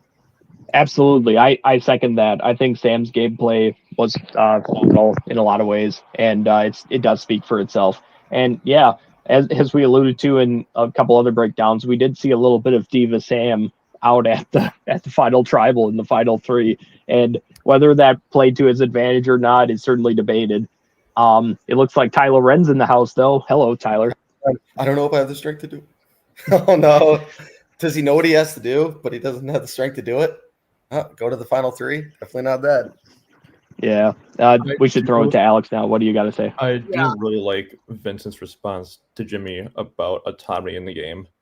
Vincent saying, yeah, I had no autonomy in the game at all, and being like, none of us final 3 had it. But the way he, in his words, the way I maneuvered through the game and being this underdog character and controlling kind of the flow of info is kind of how my autonomy in the game worked in a way. So he did a really good job with Jimmy's question. And from that, like, I felt like he could have won right there if he just kind of did a better job in the beginning of Tribal Council. Yeah. I think Vincent did a good job just explaining his game, but I think it ultimately is the problem with the playing in the shadow strategy. Yeah. Is that you really have to kill Final Tribal Council. You have to knock it out the park to explain your game. And if you can't think of what people need from you to see that you influenced them, that you planted seeds here and there, it's going to be very hard for you to come into the light and win. Me personally, I'd like to play a game where it should be, if I make the end, it's not even a question. So the perception part of it needs to be there. And so I think he did a great job of explaining it, but I think there's just an honest chance that people's minds were already closed off to him before they went to Final Tribal Council. And he was fighting more to get them even open to considering him, let alone actually getting their vote. Yeah, I do like it as well because Nolan and Sam were really playing defensive from Jimmy's question, but Vincent was really kind of playing offensive and being like, like I was a really, under the radar guy. I kind of, stuck with my alliance through and through. And sure, I was like the main guy, but like he was doing a really good job as well. Yeah, I mean Vincent's up here defending himself, and I mean he's owning his game. Like in this moment, it makes me gain respect for him more. He was just being a calm guy up there as well. He wasn't being like really authoritative either. He was just explaining. I think you give Vincent like in a season where he might get an extra round or two or something like that, or a little bit extra time to do something and maybe come to the front a little bit more. Just realize the status of the game that he's in. It's really hard is where you're at. So, yeah, totally. Again, he's still underrated even in Final 3. I mean, sometimes that's how it goes, right? Yep. Yeah. So, anything else we want to say about Jimmy's question before we just move on to the closing remarks that they ended up making? Yeah. I have nothing actually. Like I said on my piece for today. Okay. Yeah, I'm good. All right. Cool. I think we should just talk about the closing remarks very briefly, and then talk about the then just the voting as a whole. Because closing remarks kind of feel like we're somewhat decently quick. If you guys want to kind of lead off that conversation, and then I'll kind of bounce on with you guys, because I know a couple of the live streams I yapped a little too much, and I want to make sure you guys get time to talk. No, No. Any massive comments? I mean, I kind of made the comment earlier about Sam's final claim. I wish that he's so lucky it was the final claim and no one else was able to say something, because if one person caught that could have derailed him. I think Nolan's closing remark was good. I think Vincent was pretty solid too. Sam's, it was fine. It was a little defensive, to be honest. But I think at that point, people kind of made up their minds. Overall, I think that the way the votes were casted, I think it would have been interesting to see, because I know some people were on the border one way or another, what could have been said. And I hope it's asked at the reunion. Please, Devin, ask us at the reunion. What could Nolan have said to change one vote in that moment? Because he changes one vote. What are the odds that then it goes to a tiebreaker? And then does Vincent probably vote for, Yeah, probably. He probably votes for Nolan on that one. Right. I mean, that can be asked at the reunion for sure. I definitely want to know these answers. But yeah, I mean, I think he was so close, and I don't get why he had to be so close, because he was playing from the front. Sam was kind of playing. He wasn't playing from the back. He wasn't playing for the front. He was all over the place. Yeah. Well, Vincent was playing kind of in the middle the whole season as well. Mm-hmm. Anything else we really would kind of want to say about these closing remarks before we get into the vote reveal? No, but I would just throw a little Vincent chat up there, because I think that's important. Yeah. There it is. Yeah. Same question will for sure be asked at the reunion. Although I do wonder I assume Nolan votes for Vince if it's the same reverse, like if it's somehow Nolan and Sam in it. Like I would assume that, but or even who Sam would have no question. No question he was voting for Vincent. Yeah. I think they had each other's backs. That could have been like a Ghost Island kind of thing. Yeah. But I hate Ghost Island so much. Richie doesn't like you either. That's probably true. Yeah, it sure does. Anyways, I think we should go into the voting at this point, unless Steib, you want anything else to say before we just... No, I think I'm good. We're already running pretty late. Let's I'll go into the reveal. All right. So, with that in mind, Jake casts his vote for Vince to win the game. Jamil casts his vote for Nolan to win the game. Tony and Kayla both cast their votes for Sam to win the game. Quentin votes for Nolan to win the game.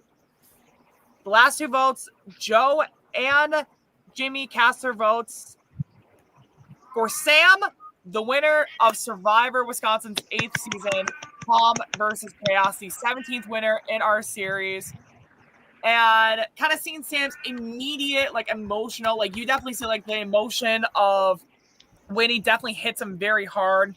How excited he was to finally get his redemption for his story from years ago. And it's definitely very good for him. It definitely feels like a satisfying conclusion in that sense. of his seeing how much he cared really meant a lot to everybody. I think seeing that and seeing him turn into Thor in that moment, like Dan said, get the thunder kind of rolling. I don't think you can create a better moment for him. But I think that thunder, as much as like it was in the background for Sam's win, I think in the background even further, if you look closely, you can see a little vengeance in Nolan's eye. And I think that thunder was more for him. Yeah. I think there's more to be told in that story. Honestly, like, right. And then there were there were a lot of very interesting kind of final thoughts that Sam, Nolan, and Vince had regarding the game, how they felt about the season. But I mean, season kind of just ends there. I mean, unless you guys want to go into depth with talking about their exit interviews. Do like Vincent's reaction to Sam winning, because he was like not really like mad, but his eyebrows were really like that, you know. He was like, what? So I do find it kind of funny, just like the reaction right after Devin announces the winner. Yeah, I think jury management they're talking to like definitely is important. It's kind of a hard stance to be on when it was just basically yellow versus pink, and it really came down to, honestly, part of the winning would have. I wonder if any of that would have played out. Say yellow was the one that was losing every time. I wonder how that would have played out. Would that have been the pecking order?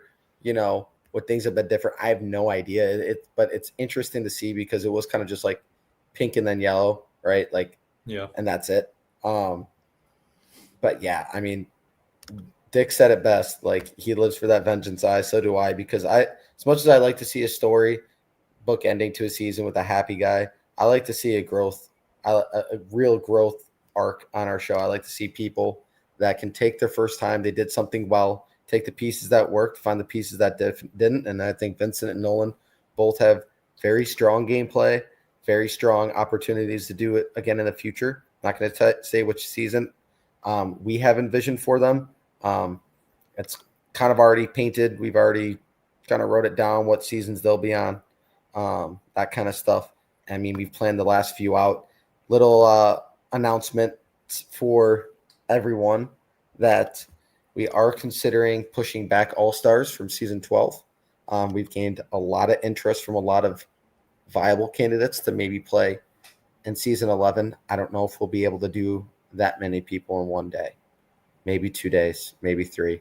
Maybe we just host a second 11B, if you will, a 12th season that isn't All-Stars. Yeah. We push All-Stars back. So there's going to be some conversations. It's not set in stone. It is a little bit out. But there is going to be some opportunities, and both those two deserve to come back. Sam, I mean, that dude opened a story and closed it on our show. Like it really was. It was very cool for him. Yeah. Someone who really cared about their win. I definitely resonate in that. And it was really heartwarming to see someone care that much when they won. Yeah. Season 11 Newer Blood is crazy. You know, just like Marvel, you know, they push back stuff. You know, Marvel pushes back a lot of stuff as well. You know, it's just part of nature. And like, I would love to have more newbies on before we do another supply and demand. Yeah, right. Right, exactly. Like, there's a lot of people I think we all know and maybe don't know yet who would do really well in the game. So that's why I'm really hoping that we get a lot of great people. I'm excited. Yeah, like Sarah Daly, maybe if everybody harps on her to play, we'll see her play. But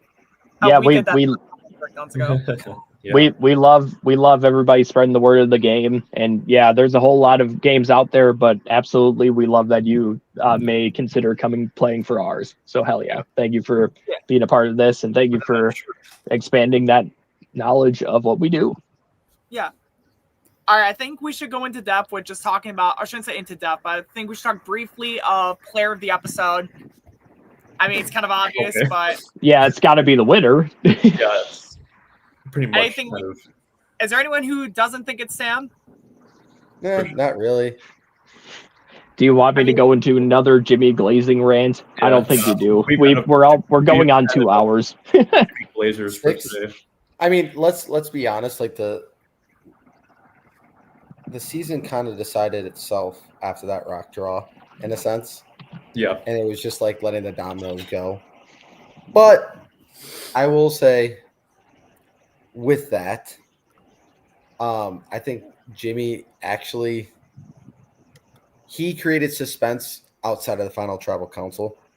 I think Vincent and Nolan's story were told throughout the entire season, and it didn't really need to be overdone in the finale. Sam's, there had to be a lot because there's a lot. I think actually you didn't see a ton about. You got to hear about it.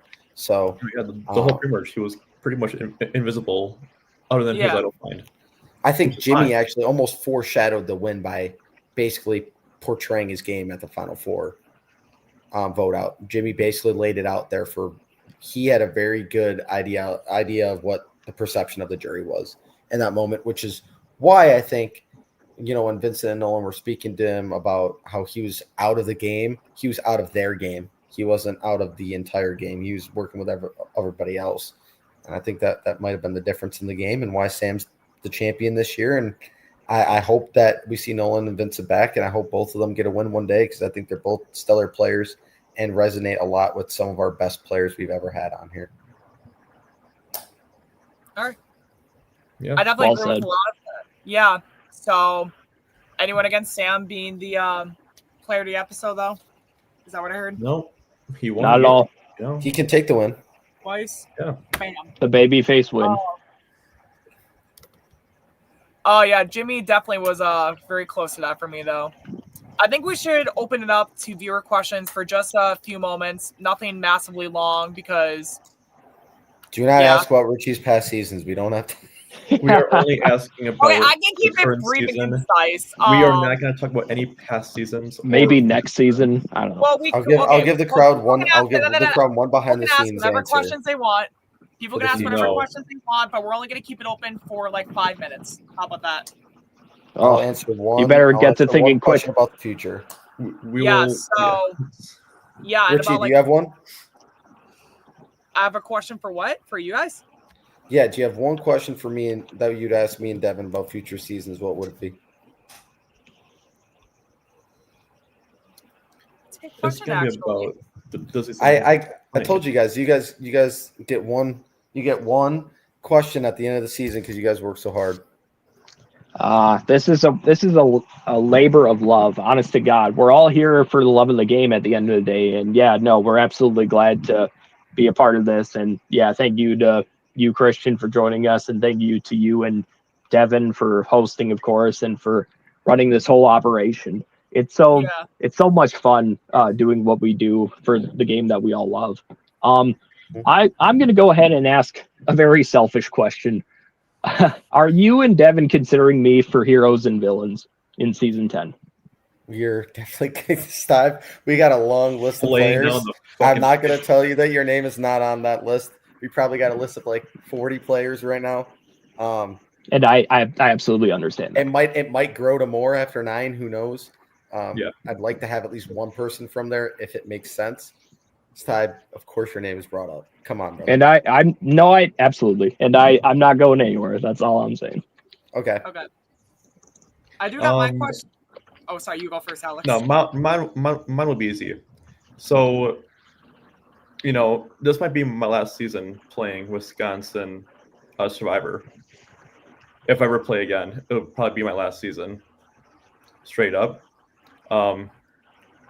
Is there any, I don't know, like future plans for me playing? I know it's probably on a long list of like 80 people already. But yes, we've chosen your last game. Okay, good. Yeah, because I want to be playing after any other seasons because I want to end on like a 4-game. That's it. We have decided. We planned out a lot farther than we even revealed. Yeah, no one knows. Oh. We have plans for a lot. So, and then Richie. I want to ask a selfish question, but I feel like it's gonna get immediately like gut stabbing type of no answer.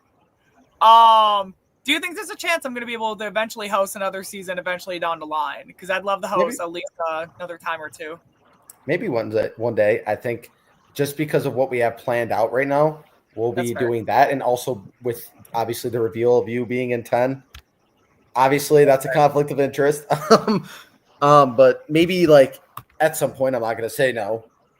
Definitely one of those things just much later down the line. But now I think we got a pretty good influx of questions that came in. Yeah, we do. Yeah, I was about to say that. I wanted to ask my question. Certainly.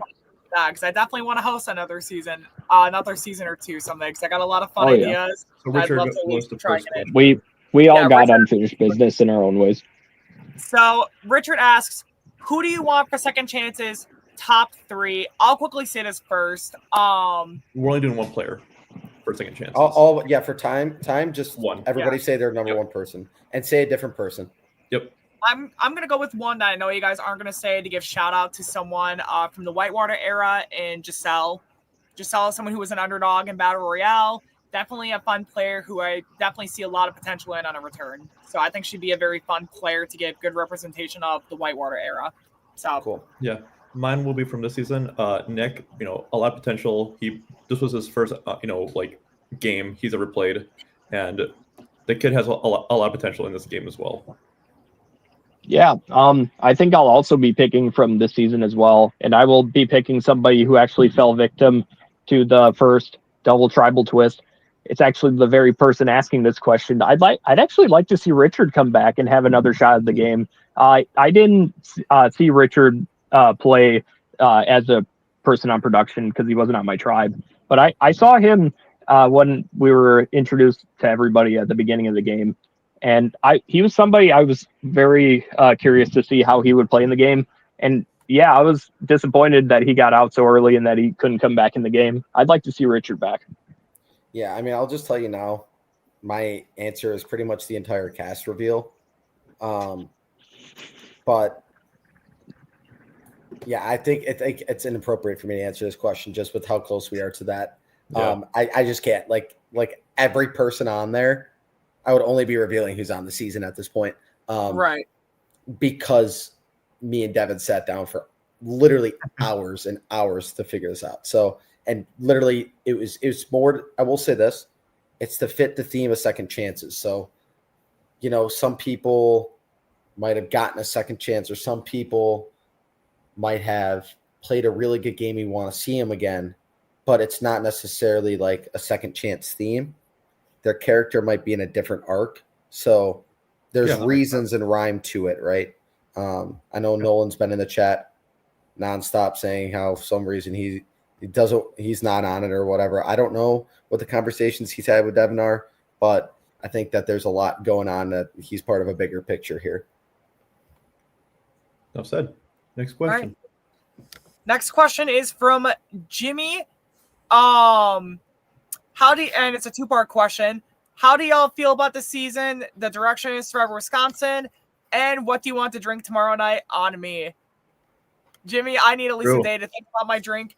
I'm very indecisive in that way. But this season, I really like this season. New Blood and Converse's cast, 2 back-to-back massive hits, I think are very good. I really am liking the direction we're going in now that we've had a very great way, like in New Blood, finding the LRG community and being able to interact with them and get people to play Survivor Wisconsin through it. Where in past seasons, we were really struggling. No matter how many people we would ask, we struggled to find people. Now New Blood comes in, we get an influx of people, Converse's guests, more people coming in, spreading the word, so on and so forth. We get a lot of great, unique personalities that we haven't been on or that we haven't had on before. It's really good. I like it. There are so many people that I think I've actually become genuine friends with the last couple seasons, and the directions for Wisconsin, I think, is very, very bright. So I'm very excited to see the next couple seasons and how everything goes. So I think we're all very glad to be a part of it. Yeah. And for me, again, same thing. A New Blood was a huge risk because I don't think we've ever had people fly out from different states to play this game. So giving them the most. Yeah, we have. Yeah, Christian and Ben and Emily. And Corey. And Corey, yeah. Sorry. At least they were kind of in the core group. Do you mean like as far as like somebody from the LRG community? Right, like someone who we never knew before. Yeah, that's what he means. Yeah, sorry. Like let Aleks finish. Yeah, kind of like that. We're like, we don't know these people at all, but they're flying out from different states to play in this game. And we're trying to give them the best game possible that we've created. Was a huge risk, and just the sheer success we've had in these back 2 seasons is really massive. Just up in like our scale, our production is kind of how we kind of go forward with things now. And I feel like we're just going to keep going up and up and up until we just, hit the top. Mm-hmm. But yeah, very proud of what we've all done with this. Me too. Yeah, I second all of that. I think even as far back as season 5 Captain's Curse, I think ever since then we've been on a upward trajectory with the games that we're playing and the games that we're producing. And part of that does come out to this incredible outreach that we have now because of people like Devin and Christian running it, that we are able to get these people from out of state that don't know the majority of people and really make it like the real game of Survivor, where it is a whole lot of strangers all in one area trying to outwit, outplay, and outlast. Yeah, no, I'm absolutely thrilled with the direction of where we're going. I'm so glad to be part of it. Hell yeah. Yeah, I'm definitely happy with obviously everything. There's not much to add there. In terms of direction, I think since Evolution, which it's why it was called Evolution, right? It was supposed to be a transition off because Wisconsin only became a thing because there was a few people whose stories were kind of left untold, and we wanted to give them a chance. We kind of let some things unravel, kept going 2 and 3, and then Devin kind of came to me and some of the other winners and was like, I think we need to try to reboost this. It had been a few years. I think it had been 2.5 since I had played. Kind of got the itch a little bit, as always. And he pretty much he laid it out there. He's like, we are not getting the right people. We need to get this kind of turned around. That felt like the beginning of the upward trajectory. I think there's a little bit of a dip, but then it came back. And 7 really was what took that engine that was kind of going and jump-started it. And now we have a picture for the beginning of a new chapter and a whole new era of stories to be told. It really feels like Evolution was almost like, I don't know, it felt like 7 kind of became the real blood versus water, right? Like in the real show. Like 20 was kind of like Legends, but then there's some time after that where some stories were still being told, but it wasn't super popular until Blood versus Water kind of restarted the series again a little bit. I think now we're going to start really having some of those stories once again, and I'm really excited for that. Yeah. All right. Let me find the next question. Oh, and Jimmy said, "What drink do we want tomorrow night?" Yeah, the answer is whatever the Survivor question, the Survivor drink is. Oh yeah, easily. I don't know if I'll be there. Like I tried to reach out to them, and I don't think I RSVP'd in time. Do you think they would just care if I just showed up? Just come with us, yeah. Yeah, just come with us. They probably wouldn't care if somebody there's no showed list up. of names. You're more than welcome to come. To figure out. Yeah. Hard if I have to. I could be there. Hell yeah. Devin asks, so Christian, what was better now, 7 or 8? That's rough. I don't know. You asshole. You know that meme where it's the sweating, confused guy and it's the 2 buttons? That's me. It was 8. It's not by a lot. It's different. It's so different of seasons. I think I loved so many aspects in the middle of the game a lot more than 8, just because some things got redundant. Like you kind of knew it was going to happen at some points. I think 8 people were willing to turn on their tribe a little bit more. But the one thing I will say about 8 that I like better, and it was because I talked about it at the end of 7, a lot of the social game in 7 was very voting blocks because they didn't take the time to meet each other and get to know each other, which is why we forced extra time in the beginnings, why we stayed together longer in these tribes. We didn't switch as much. Can I actually bounce off that? Yeah, sure. Yeah, there was you said they didn't get the time to know each other. There was actually a clip I recorded on Bulai. It was the second round, I believe, after they won immunity when Maris was on there, where they actually took a lot of time. It wasn't shown for whatever reason. I assume because it was a lot of. It was fake, Richie. That they were all staying in circle talking. Like that doesn't get anything done. I mean, true social connections. They did get to know each other. That was the point. They did try to get to know each other. I don't think any part of that social game had any impact in the actual strategy side of the game. No, I didn't say social connections ran this game, and that's why people made it to the end. To get to know each other. Maris wasn't even in during the first round of the game because she was in the solo room. And then you want to know the truth? That would probably be my number one choice for second chance because she didn't even get a chance to really play the game. Yeah. That's just the honest. I agree. Answer for Richard's question before. Yeah. Yeah, there you go. But I will say, I agree. 8's better than 7. But going off of like just production value, 8 was a huge step up in production value. Just in general, we seven walks so it could run. Exactly. Yep. Yeah. Exactly. 7 was more of like the experimental season, while 8 was like, okay, we know what to do now. Let's just step it up a bit more now and just nail it in. Yep. Yeah, I think y'all are making fantastic points. So allow me to play the devil's advocate and say we wouldn't have an incredible season 8 without the incredible New Blood season. So I think I'll have to go ahead and say that I enjoyed season 7 just a little bit more, although season 8 was certainly fantastic in its own ways. Recency is bias.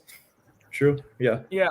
I do think that both seasons taking a very different outlook, as again, kind of since One World 2, we've been trying to do more fresher takes, fresher ideas, fresher things. One World 2, New Blood, Conferences Chaos, whether it's new ideas with certain twists in the game, new ideas with certain people that come in. I mean, even new ideas such as having multiple double tribals, something that we had never done before Conferences Chaos. I definitely think that was a very fun thing to say. Although I do think, I don't know, I personally think that is the better season of the two. Yeah, I don't know. I think it was better. Yeah, Steib, you know exactly what I did. I see you. There are some characters from both that we're gonna talk. Yeah, there's some pros and about cons. John B and Ben. Right. Yeah. Right. FTK all day, baby. Yep. Kira, the Idol Queen Kira. Maddie. Maddie. Remember that time she was echoing in the mic? Come on, bro. Tyler. Rebecca. Taylor. Oh my God, Taylor's played such a actually, fantastic I gotta go back. The best nickname was still Tyler Wren, and the best part of both these seasons was season 7 final tribal council when Richie was filming, but he was so damn sunburned he couldn't get comfortable. And it was cold. No, I was cold. I thought I was about to get hypothermia, so I was trying to put my cold hands and my cold face on the sunburn to try to warm myself up. I was that. If you guys watch that final tribal council, me and Devin were on the floor laughing while they're seriously talking because we couldn't stop watching Richie in so much pain. Yeah, it's funny when that's awesome. Moral of the story, kids, everyone. That's what you went to college for, to learn that. Richie, you said I didn't have to go to college. We're laughing with you, not at you. You set a very low bar for me filming this tribal council because you just twitching every minute. I was tweak from South Park. Let's just say it like that. Yeah, that was a fun little. Dan said, "I don't think the God of Thunder made an appearance on 7." All right, case closed. There you go. Fair enough. All right, Richie, let's get to the next question. Don't underestimate season 7. That's all I'm saying. There is I think that was pretty cool. Dan asks, Kayla as a host for the all-girls season. That'd be interesting. I mean, I almost would want to say Brienne, because Brienne was our first winner we ever had. In general, we're not having an all-girls season. We barely can get girls for a regular season, bro. Yeah, but you guys also we can dream, all right. Never say never. You guys also said you would never do an all-newbie season when you guys did Summer Solstice 2 years ago. So anything could happen. If it's not on your radar, that's one thing. But maybe we'll get Andrea on the show. Maybe we'll get Jeff Probst to host. Who knows? Actually, yeah, true. Maybe Andrea. I think we don't sit here as a connection to Andrea. Jeff Probst can host the show, then I'll come out of retirement. Otherwise, yeah, if there's anybody to come out for. Otherwise, I don't. All right, Richie, let's keep going to the question. Yeah, I'm trying to find the next question. If Kayla's got a gameplay to actually. She's got a story in the game right now. You can't host in the middle of that. Yeah. The Socks the Ferret. I'm not going to ask. Do you think with the growth the series has seen, you may look into some higher budget ideas, be that in challenges, videos, and editing equipment, location, or whatever that may look like? We are already getting an Airbnb for the next season. Yeah, I was about to. That's one thing. Yeah. 2, we are getting. There's a ton of stuff that we've been looking into. Buffs, obviously, as you can see, have been upgraded. We've been in contacts. We tested out one of the tribes. with this one company, see how it works, just for one of them before we ruin all the other ones, just in case. But we are working towards upping some of the budgets, stuff like that. And then finally the challenges, yes. So I think we have a lot of equipment actually for challenges. I think part of the problem is we just don't want to do the same ones every time. All-Star seasons, we don't feel as bad reusing some of the stuff we paid for because, I mean, it's supposed to be more about the gameplay and less about what the actual physical challenge is. So true. Yeah.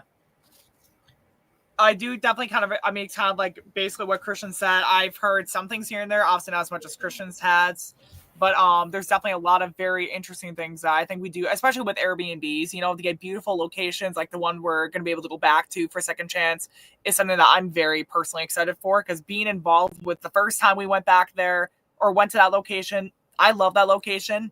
Really great place. So being able to hopefully go into some higher budget stuff like that, maybe higher budget cameras and mics in the future, maybe as well. I mean, it really does depend on what's going on. So, I mean, yeah. Yeah. I mean, I think you said it best. We've looked at different cameras. We've looked at the mics. The mics were kind of a new addition to see how these would work. I'd like to eventually get some of those handheld kind of GoPro-like cameras for at least the challenges. Stuff like that. So just be on the lookout. We're definitely working towards that. I think the goal for me was to have something really special for season 20. That's going to be the biggest, baddest thing. So I think we're going to see some really big upgrade Devin doesn't even know about, because I've been secretly planning it myself. Yeah. Again, it's a very slow, gradual build up kind of with budgets and kind of production in general. I feel like we just introduced custom buffs, and they're amazing. So just following the success of these slow wins is really going to build us up higher and higher. Just in general, the whole game and just gameplay in general. And I just got an alert, just kind of as we were talking, confirm before speaking to it. The live will be October 2nd, where we reveal the cast for Second Chance. So awesome. All of you waiting, all of you who have been revealed secretly, all that kind of stuff. We're going to break it down, why we chose you, all that kind of good stuff. October 2nd, what you said? Live. What day of the week is that again? Thursday. Next Thursday. Time. Oh, the time you were saying? Yeah. Probably around 6:15. It'll all be posted on the Instagram if you're following it, of course. Yep. Probably around 6:15. Who knows? Maybe there's a chance that the early birds can have their own little reactionary live stream to it. Potentially. Yeah. You never know. I think you guys absolutely should be allowed to. But with that, we can talk about it. I'm gonna have to log off here. Just because it's the off season don't mean we don't got work to do. Exactly. All right. I think there's one last question on here that we have before I close the questions off before. It's from Vincent. One-day games are super interesting, but who in this cast do you think would fare the best on a full-length version of Survivor? I think Vincent. Straight up, actually. Honestly, yeah, I would say Vincent or Jimmy. I think it'd definitely be one of those two, to be honest. Probably Joey. Yeah. Joe.